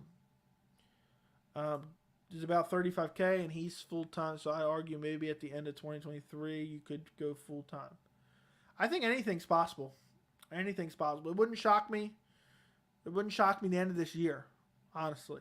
With the growth that we've seen, it's just kind of flew out of nowhere and then stopped for a little bit and then flew out of nowhere, in the past. But I think right now we're kind of at a little bit of consistency. It slowed down a little bit the past week or so for some reason, just a hair. But I think the channel's doing pretty well. So, Sandhagen versus Lewis. Who wins if the weight's the same? Definitely Sandhagen. Sandhagen would light him up and brutalize him. The MMA community is small and not your fault. Okay. Do you know the MMA holes? Vaguely, but not really. Why? I couldn't pick them out of a lineup, but I've definitely heard of it before. By the way, guys, we've been talking about non-MMA things for a little bit. Kind of. But if you guys could do me a favor, if you have not already liked the stream, I would appreciate it if you guys liked the stream. It would mean a lot to me. Just a reminder, we will be doing a full post-fight tomorrow. I will go live the second the fights end. I will be live streaming. So make sure you join me tomorrow. We'll stay on here for a little bit longer. I don't mind staying on here. I'm not particularly tired or anything. It's only 10:30. We started early tonight. We can go. Maybe we'll make this one of the 3-hour streams. But we'll see. It all depends how many people end up in here, how many people join, what the questions are looking like. We'll see how it goes. Wonderboy versus Sandhagen, same way. I go Sandhagen as well. Wonderboy's past his prime. Which country produces better fighters, Russia or Brazil, your opinion? Probably Russia, but it's close. It would be pretty close in my opinion. Yeah, I think pay-per-view worth buying tomorrow. I'm still debating one. I would, man. I would probably buy it, but I buy every pay-per-view even if it's garbage. So I think it's worth it. I think there's been far worse pay-per-views than UFC 275. I think UFC 275 is getting a little bit too much hate, if I'm being honest. I'm happy with UFC 275. It leaves a little bit to be desired. It's not the greatest event of all time, but it's got quite a few solid fights on it. So I would definitely buy it. Joey, if he lets you land on him, could you drop Charles? I would hope so, but I don't know. I have no idea. I would hope so, though. I mean, all my body weight, throwing the hardest punch I can. I'm thinking I could put him to sleep, but I don't know, man. You never know. My technique's probably way off. Is Jiri one of the most entertaining fighters of all time? Without a doubt. Jiri's style is unbelievable. Jiri's style is unbelievable. The UFC 275 will be in the morning in Singapore. Yeah, they're 12 hours ahead of Eastern time. So they will start 6 a.m. in Singapore. Or 6:30 a.m. in Singapore. The main event will be about noon Singapore time. If I bought UFC 272, then I'd def buy 275. Yes, 275 is better than 272 in my opinion. I watched from Algeria, DZ. I know you don't know it. That's awesome, man. That's crazy. People watch the channel from all over the world. Have we talked about Manel Kopp's fight cancellation tomorrow? A little bit. We can talk about it again. I actually just missed this. Realized I missed this. Who should Cop fight now that his fight's off? I like the Bontarine idea. I like the Bontarine. I already saw this before you even said that. I hope that came through before you sent the message and you realized it, or it might have been a little bit delayed, but I went back to it before. Because I read it when I was talking about something else, and then I accidentally skipped it because I thought I already read it. I would like to see the Bontarine fight rebooked, but the Sumadari fight could be rebooked as well. I would like that one as well. I'm sad that fight's off. Yeah, it's super disappointing, man. The card already wasn't the greatest, and now we lost another one. It's nowhere near as bad as UFC 272. Let's look up UFC 272. Yeah, UFC 272 straight up garbage. Sergey Spivak versus Greg Hardy, garbage. Kevin Holland, Alex Oliveira, prelim at best. Edson Barboza, Bryce Mitchell, decent fight. Rafael Dos Anjos versus Renato Moicano for 5 rounds, garbage. Garbage, garbage, garbage. And Dos Anjos wasn't even supposed to be on this card. UFC 272 is probably the worst fight card of the year on paper. And in reality, honestly. Cooler, KO, flying knee, or spinning back fist. What are we talking there? Joey would definitely stop Cody Garbrandt. What the F? So these fighters are waking up like 4 a.m. in the PI or something? Something crazy like that. Bontarine apparently went to the hospital, so who knows what happened to him. Bad weight cut from what I saw. Bad weight cut. Let's see. I'm seeing on Twitter, apparently Cody Garbrandt's fight has been postponed. Manel Kopp has lost 2 fights in a row now. And not lost, but you know what I mean? Late cancellations. Early start time that might have an effect on fighters. I know sometimes they train around nighttime. My guess is they've been preparing to fight at the time they know they're going to fight at. If that makes sense. So if Yuri's fighting at noon, he's probably waking up at, at least like 8, I would say. Maybe even earlier, 7 or 8. And been training while he's been there. It's definitely weird, though. It's definitely super weird. Top 3 fights of 2022 so far. Mine are Charles Justin, Burns Hamzat, McKinney Dober. I love all 3 of those. Charles Justin was amazing. My favorite fight was probably Burns versus Hamzat. But Charles Justin was amazing. Even though it only lasted 1 round, was amazing. I think they will not book Charles versus Islam. They better book it. It's the only fight to make. I think Sarukian versus Gamrot fight night better than UFC 275. I disagree, but that is a great fight night. Don't get me wrong. Don't get me wrong on that one. I find it dumb you pull out to bad weight cut. Nobody really cares if you actually miss weight.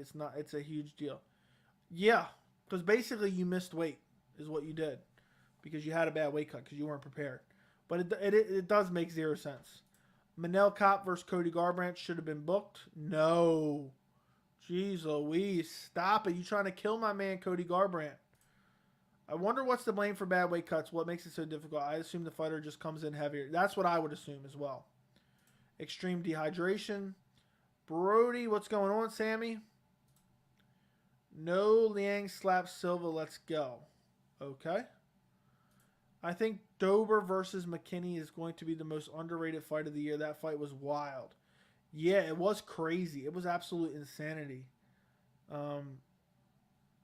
While it lasted. And if McKinney would have had better cardio.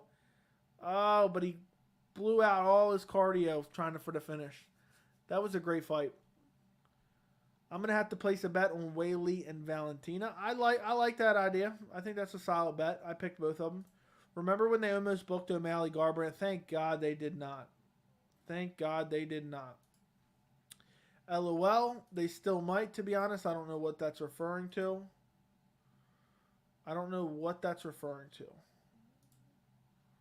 Let's see something here. I'm trying to think if there's any videos I need to make soon. Post-fight will be tomorrow. For some reason, nobody watched my main event prediction. That's a little bit of an exaggeration. It got 600 views. But my Valentina prediction got 1,100. My Weili Zhang Joanna got 1,100. The thousand view entry is what I want at this point in time. That's what I look for in each video. I want to hit 1,000 views on each video. So somehow that didn't happen for the main event. Do you think there should be at least one, maybe two backups for some of these pay-per-views so we don't miss the fights? I don't know, man. I don't think so, because then you have them missing out on fights or doing 2 weight cuts, or, you know what I mean? If you have great fight, you need great fighters to have good backup main events, and then you're taking them off. In Cheeto's fight off, Sean said he might step in his new YouTube video, but that might be clickbait. Yeah, I think it's clickbait. I haven't seen anything. Can McKinney be champ one day? Still young, isn't he? I'm very high on Terrence McKinney, so yes. Who do you have in the Jocelyn Edwards fight? I'm taking Edwards, but I'm not very confident about it. I want to train martial arts. What should I do, jiu-jitsu or kickboxing?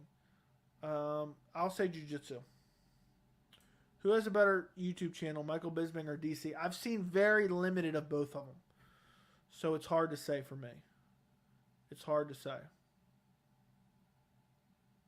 So I don't know.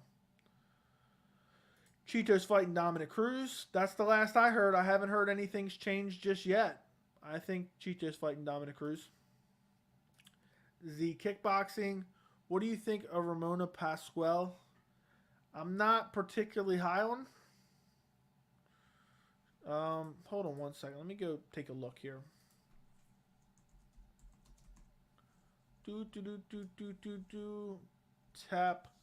Tapology. Let's go see. We already went through her a little bit. I don't remember her fights too much. She only had 1 fight in the UFC, and I don't remember it too much. So this is when I need a deeper dive. I'm not confident in her to get it done. You know, she's losing to Joanna Nunes. I mean, not the worst fighter to lose to. She's 33 years old. She's getting up there in age. Yeah, I don't trust her to win. Leon Edwards is wasting his career golden years. I don't know if he's wasting them. He's signed up to fight 1,000,000 times. They really just need to stack these cards more in case pullouts. There's never going to do that now with the flat rate. Exactly. I agree. It's annoying as hell, too. Who's more of a weight bully? A 5'9" with a thick frame like Khabib and Dustin, or a 6'4" like Joel Alvarez? I have no idea. I don't really delve into the weight bully theory too much. Andre Fialio by KO. I have $200 on it. I agree. I think that's what happens. So I think you'll win some money. Did you see Yuri's training videos? Old school homemade gym in the forest.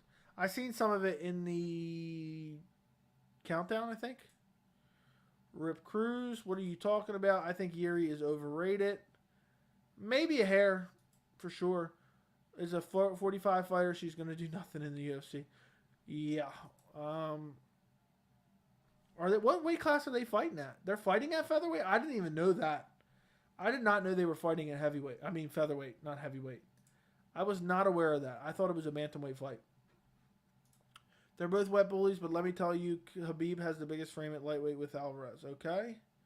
What about it? This isn't a news channel, my friend. Sad situation. I don't know. They're giving Ramona some push because of the Asian market. We'll see if it backfires. Yuri has a ridiculous hype around him, but I think Glover will submit him. Yuri definitely has some hype, and the hype has almost tricked me into not picking him. You know what I mean? Like almost sometimes like, am I buying into the hype? Am I buying into the hype too much? You know? You wonder about that. Who has better kicks, Yuri or Glover? I think Yuri does. I think Yuri has some great kicks.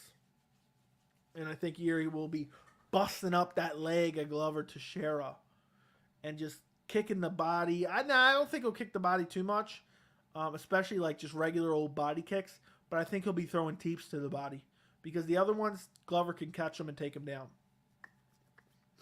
So I don't think he'll have a heavy kick attack, but he'll definitely be teeping to the body.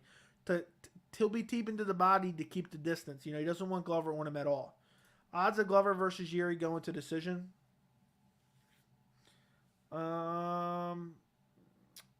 Less than 5% in my opinion. I think somebody wins by stoppage. Women's heavyweight would be fun to watch. Stop it. Unpopular opinion, Cain Velasquez is overrated. He beat Bigfoot Silva and JDS twice. You might be right. You might be right. I thought Cain was very good, but in the prime of his career, he was suffering so many injuries, he didn't get to fight a lot of the people we would have liked to see him fight. You know? So, yeah, she could make weight, so Edwards got part of her purse. Fair enough. Jiri ground game is unknown. No way it can be Glover's level. It just ain't going to happen. Well, that's why he's going to avoid the ground. Game. Jerry's childish and thinks he's a samurai. Okay. Noah Turtle, literally. Okay. If Jiri doesn't get an early KO, there's no way Glover goes 25 minutes without getting him down. I agree with that, but I think Jiri can get a KO in the first or second round. But I honestly believe Jiri flatlines him in the first round. That's what I think is most likely. Would a hot take be that I think Whitaker beat Adesanya the second time? No, it was a close fight. I have a video on the channel about it. It was a close fight, but I think Adesanya won. At the end of the day, all of us lost. None of us really won. It was a terrible fight. Jiri fought subpar competition in Ryzen for a long time. Okay. Oliveira has the lowest takedown defense rate in the top 15. Do you think that would affect him against someone with a good top position like Makhachev or Sarukian? Definitely. But I also think you have to take into account that Oliveira doesn't mind getting taken down because he'll look for the submission. So he almost doesn't try to defend. Who's bigger, Charles or Islam? Definitely Islam. Right, Yuri's definitely a living character. He's not all that Musashi stuff. He talks Glover knows about too, but Glover doesn't walk around like a samurai. Jiri is young and has a lot to learn. Okay. Jiri is very hittable. That could hurt him in this fight potentially. Glover's very hittable too. And Glover's been hurt nonstop. And I know Yuri's been hurt quite a few times as well. But Glover is much slower. That's the biggest factor in this fight is speed, in my opinion. Everyone acting like Jiri wasn't training for his takedown defense for this fight. He knew over a year ago he was going to get a title shot. Exactly. We all thought Francis was going to KO Stipe the first time. You know what I mean? I picked Stipe to win the first time and picked Ngannou to win the second time. Jiri said he doesn't play jiu-jitsu. He just ground and pounds and find the finish. Okay, that's interesting. That doesn't sound too promising if he does get taken down by Glover. Glover struggled with Iron Kutalaba striking Jiri by KO. Yeah. I mean, Glover gets clipped up so much, and Jiri just has so much power. 1 year isn't enough to beat a grappler of Glover's caliber. We've seen that time and time again against again. Grappling takes a lifeline. Yeah, but that's true. But if you don't let him get in the position to even grapple you, if you use your footwork, you use your keep kicks, you maintain distance, and you avoid the takedown at all costs. You don't even have to stuff it if you can avoid it. Glover got mounted by Ion. Good luck with Jiri. It will be good. I feel like Islam's only chance over Charles is a submission, to be honest. If Charles' skinny arm in a Kimura, he could just snap it in half. He is super strong. Okay. Ryan Spann versus Glover would be dangerous for Glover, to be honest. Yeah, I think a lot of people can beat Glover. It's weird because Glover is good, but yeah, I know what you mean. I had Stipe in the first two, but everyone thought that. Okay. Yeah, I thought Stipe was going to win. I think I picked Stipe by decision in the first fight. Let's see. Wish my nose would stop itching. There was something I was going to do, but now I forgot what I was going to do. Let's see what this is. Jeez Louise. Brutal KO on Twitter. If you guys have not already liked the stream, run up the likes on the stream. Okay? Keep throwing questions in the chat. I'll keep sitting here answering your questions and itching my nose. It's unreal. It's just absolutely unreal.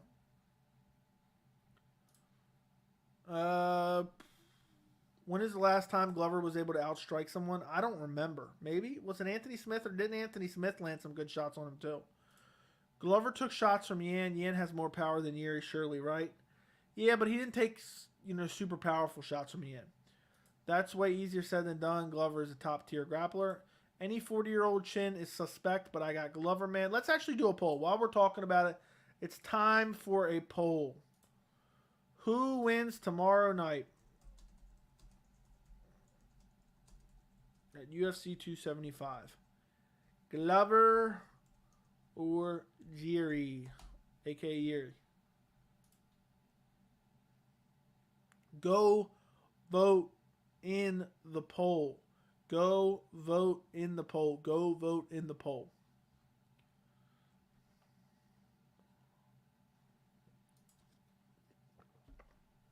Let's see what you guys say. Let's see what you guys are saying.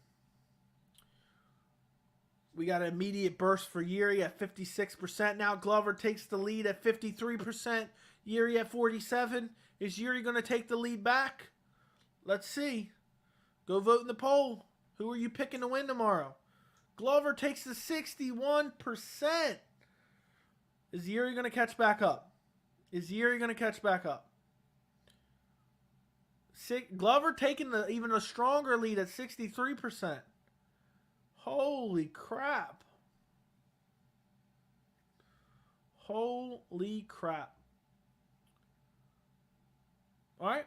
Well, it looks like right now I'm going to leave the poll up for a little bit. You guys can continue to vote, but it looks like Glover's going to take it here. Looks like Glover's going to take it in your guys' minds. You think Jamal Hill could be champ? Maybe. He's going to have trouble with top-tier grapplers, though. But he's got great hands. Got great hands for sure. Matter of fact, hold on. Let me go on my YouTube channel, my personal channel, and let me go vote. I want to say in this poll here. I want to get a say. Let's take a look. Okay.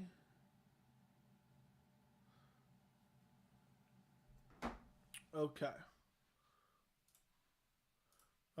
Matt Serra knocked GSP out. Islam could knock out Charles. Okay.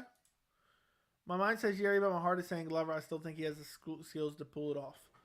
I get what you're saying. I could definitely see Glover. You know, he could take him to the ground, but I just think Jiri is too fast. He's too fast. He's going to avoid it. He's going to sleep Glover. We'll see if I'm right or wrong tomorrow. 28 wins, 25 knockouts. He has seen some of the best power in MMA. He has some of the best power MMA has ever seen. Fair enough. Hope to God Jiri wins. Ain't nobody trying to see Glover Yan again. That is kind of true. Let's discuss Joanna too. What do you want to discuss? Throw it in the chat. Ask me a question about it. Glover is underrated in this matchup. He will dominate it. I think it's a dominant win. No matter who wins, I think it's a dominant win.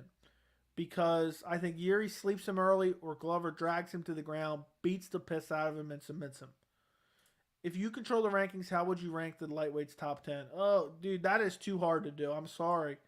I'm sorry. It'd be Charles Oliveira, Islam Makhachev, Dustin Poirier, Justin Gaethje, Michael Chandler, Beneil Dariush, Rafael Sunsao, Tony Ferguson, Rafael Fiziev, Arman Tsarukyan. Honestly, I'd probably put Fiziev and Tsarukyan above Ferguson. There you go. That's my best guess.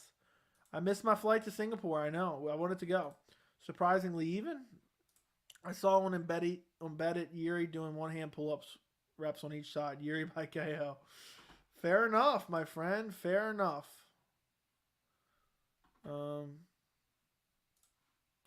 Glover first round sub.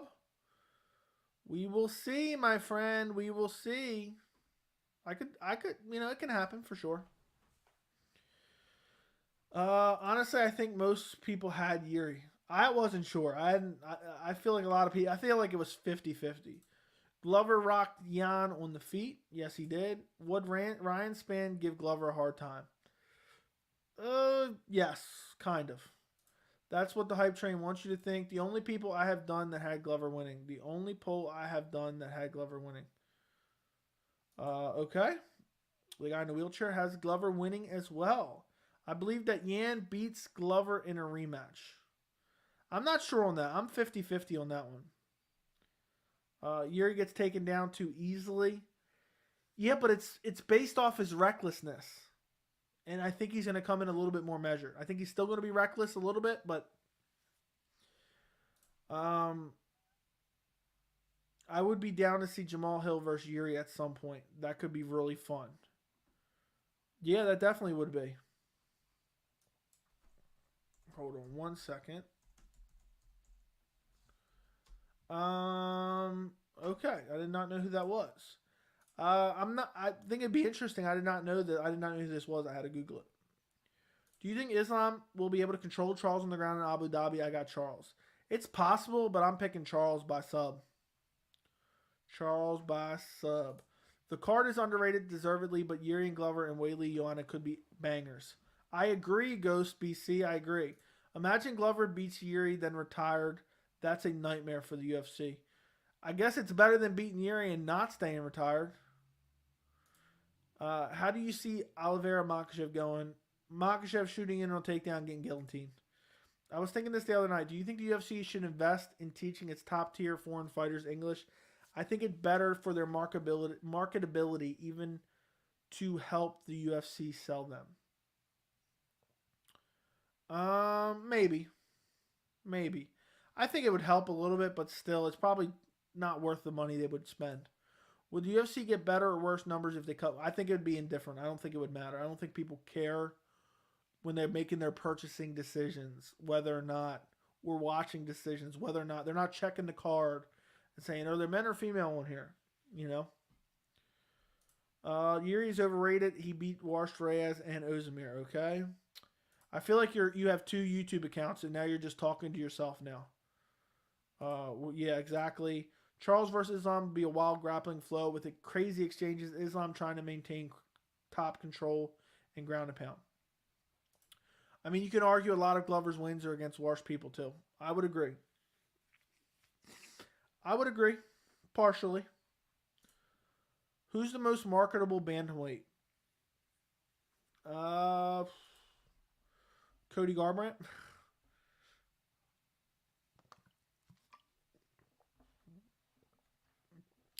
Probably Dillashaw or Cruz or Cody Garbrandt if he could still win, but no. Not anyone specifically, just in general. Did you notice Habib? Okay. Great fighters in the UFC not named Conor McGregor. Stop it. Well, he's not the greatest fighter ever in the UFC anyway, and he's not fighting.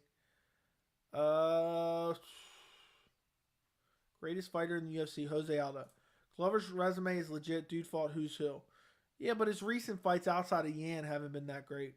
I just got in. How's the stream? It's doing good, man. We're 2 hours and 12 minutes in. I don't know how much longer we're going to go. But we'll see. LOL, that ain't me. Yeah, dude's got 2 YouTube accounts. He's switching between them. And so he can agree with himself. That's what he's doing. He's switching between himself so he can agree. He's talking to himself in the chat. Glover has some good wins, but Reyes was a phenomenal win. I agree. Who wins in a rematch, O'Malley or Cheeto? I'd take Cheeto. I picked O'Malley in the first fight, so maybe I'm wrong. But I would take Marlon Cheeto Vera. I just think O'Malley's durability issues. Marlon Vera has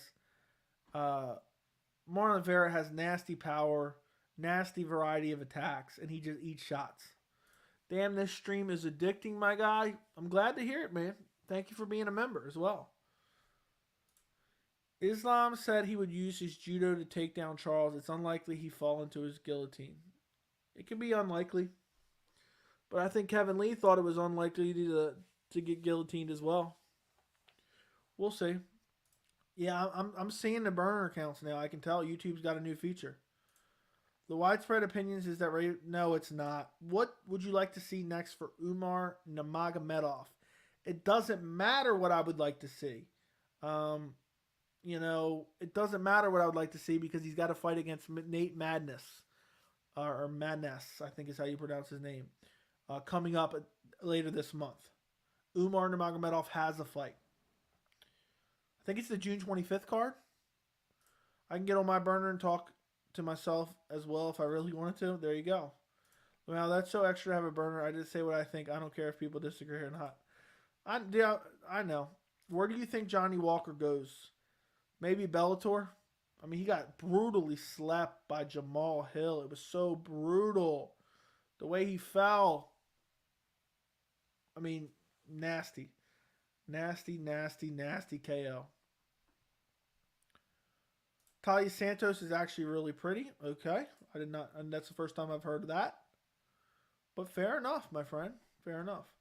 Let me exit out of some of these tabs that I got open now. UFC lightweight, UFC rankings I'll keep open. Content, I don't need that anymore. Do I want my Twitter open or no? You know what? I'll throw the link out on Twitter. Still live discussing UFC 275. Come join us. There you go. I tweeted out the link. By the way, guys, if anyone's in here, if you don't follow me on Twitter, go follow me on Twitter at MMA Joey C on Instagram and Twitter. I know, I was just kidding. Lamau, so where does Kevin Lee fit into all this? He can go fight in Eagle FC some more. If Demir was active in making weight, where do you think he'd be ranked by now? That's very tough to say, but I think he'd be much higher than where he's at. Poll is razor close. I haven't looked at the poll in a minute. 52 to 48. 52 to 48. Very close. Someone must have started voting and gaining ground and gaining ground. But we'll see. We'll leave it up for a little bit longer. Hey, who do you think will win the main event? Jiri by brutal first round KO. Jiri by brutal first round KO. I can't wait to see how it plays out. The thing is, I'm not invested, like, if I'm right or wrong. Like, I'm not going to be upset if I'm wrong. I'm giving you guys my honest take. And if I'm right, I'm right. I'm wrong, I'm wrong. So, 5 knee injuries. What are your thoughts of Usman fighting with all these injuries and getting better every fight? 5 knee injuries. I did not know he had that many knee injuries. But it's impressive, man. He's still in the top of his game. He's 35 years old, 34 years old, something like that.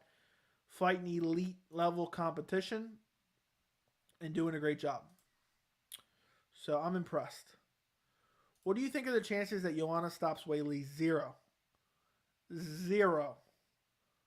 Joanna just doesn't have stopping power like that. She's not finishing anyone by anything other than accumulation. So unless she rocks Weili and then Weili like shells up against the fence and Joanna swarms her with combinations and gets a TKO, that's the only way. That is the absolute only way I see Joanna stopping her. Jiri by second round KO is 450. I wonder what the first round is. I bet you it's far more likely, right? Better question, do you think he's juicing? I have no idea. I'm not a medical expert or a steroid expert. You know, just because I juice myself doesn't mean I'm an expert on steroids. Best betting strategy, bet on the guy you don't want. So if he does win, you win money. But yeah, but then it ruins the fights for me. I'm not a betting guy because it almost ruins the fights for me in a way. You know what I mean? I just, it's not something that, you know, sometimes it can be fun with a friend. It can be fun. But I don't want to, you know, it just makes you almost biased towards a certain person betting does. I want to see Joanna win, but I doubt it. I don't think she can evolve her game much. I would agree with you. I think she's going to be the same fighter she was 2 years ago. I don't think, you know, she's a volume fighter who has very technical striking. Weili's going to outmuscle her, outpower her, kick her legs. They're both going to be brutalizing each other's legs. And it's one of those things where it's curious. I'm very curious to see how it plays out. I don't know what I started saying there. I was reading something and I started glitching. But yeah, I think Weili has too much power. Going to outmuscle her. Going to beat her up on the feet. The power differential is going to be very obvious. And I think she's going to win 2 out of the 3 rounds. It could be a close fight though. What is next for welterweight? Like, choose 3 fights you would make. 3 fights I'd make: Usman, Leon, Hamzat, Colby, Gilbert Burns, Jorge Masvidal. There you go. There's 3 of them. I didn't even need to look at the rankings or anything. Unbiased opinion. Who do you think is juicing even if you're not a PED expert? I don't know, man. I really don't know. I'm so high on Jiri. If he loses, I'm going to be pissed. I'm so over. Oh, I'm so happy for Glover face. Jeez Louise. I'm not going to be pissed either way. You know, it is what it is. There's nothing I can do to change the outcome. So why be mad about it? But I get what you're saying. Don't you think Khamzat's first defeat would be against Nate? Stop it. I'm so high on... Okay, I already read this. As far as I'm following your predictions, you think best in every division are Moreno, Yan, Volkanovski, Charles, Usman, Adesanya, Ankalaev, and Jones. Any changes? Before I would have said Rockage in light heavyweight, but you're probably right. You're probably right, man. You've been keeping track, huh? Jeez Louise. You're right. Yep, you are right, my friend. Who should Mike Chandler fight to be for the title next? Dustin or Dariush? Dustin, but I think they're going to make the Chandler Conor fight. Probably. It looks like Dana's, but who knows? What Dana says, you never know. You never know with what Dana says. But that's the fight Chandler wants. That's a massive fight, too. So we'll see. Are you surprised they're not considering Marina Rodriguez? Kinda. But at the same time, I think they want Wei Li or Joanna as a champ. So, and then they can give Marina Rodriguez a title fight afterwards. Most exciting fight of all time. John Lineker versus Francisco Rivera was really good. Yuri Dominic Reyes was really good. Robbie Lawler, Roy McDonald 2 was really good. There's a lot of great fights. I'd probably say you like Khamzat more. What was that about? I don't even know what that was referring to. Danny Cruz, Sandhagen, Holloway, and Chase Hooper all in the sauce. Okay. Who is the fighter you hate the most? I really don't hate any fighters. I don't know. There's probably 1 or 2, but I don't know. I can't think of it off the top of my head. There's not these ones that I just have this seething dislike for. There's ones I root against that I mentioned on here before, probably. Like I was rooting against Nick Maximoff. But outside of that, there's nobody I really hate. No, what a weird question. Maybe they will do Marina Rodriguez versus Andrade. That would be a decent fight. I would like to see that. That'd be a solid fight too. A very solid fight. I'm thinking they're going to have Marina fight the loser of Joanna Wei Li. I doubt it. I doubt they have her fight the loser. And who knows, if it's another war, they could give Marina Rodriguez the next shot. You know, if it's a war and Wei Li and Joanna going to be out for a while. Most boring fight of all time, I got Carla Rose. Probably, but it's recency biased on that one. Jeremy Stevens is probably who you hate the most. There you go. Thank you. Is Figgy Moreno one of the best top 10 best MMA fights? Figgy Moreno won top 10 best MMA fights. Probably. Not in particular. Marina could also fight Rose. I would love Marina Rodriguez versus Rose Namajunas. That would be amazing. That was a banger. Figgy Moreno won. Yeah, I agree. I love that fight. It was a great fight. All right, guys. We're going to go for a few more minutes, okay? A few more minutes on the stream. So put your questions in the chat. Like the stream.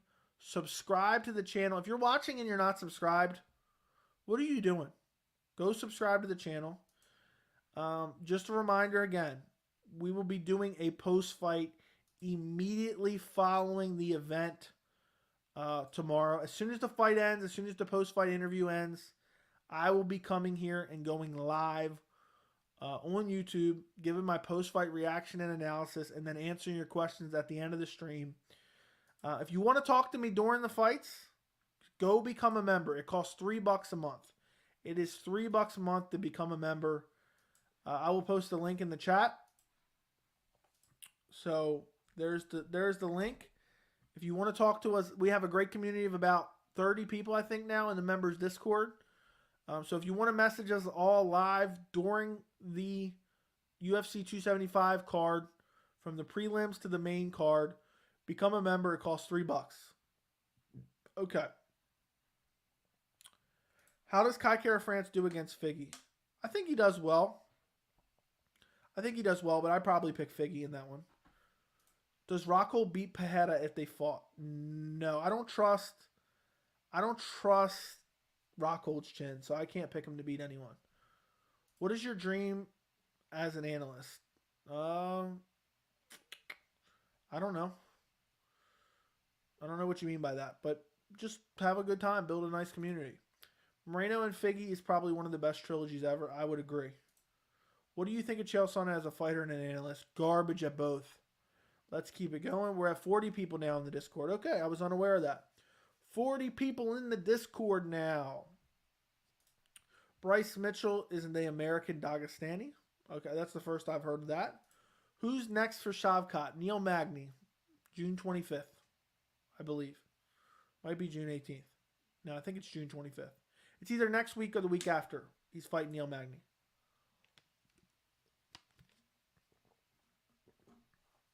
Okay, guys. Thank you so much for joining me for the stream.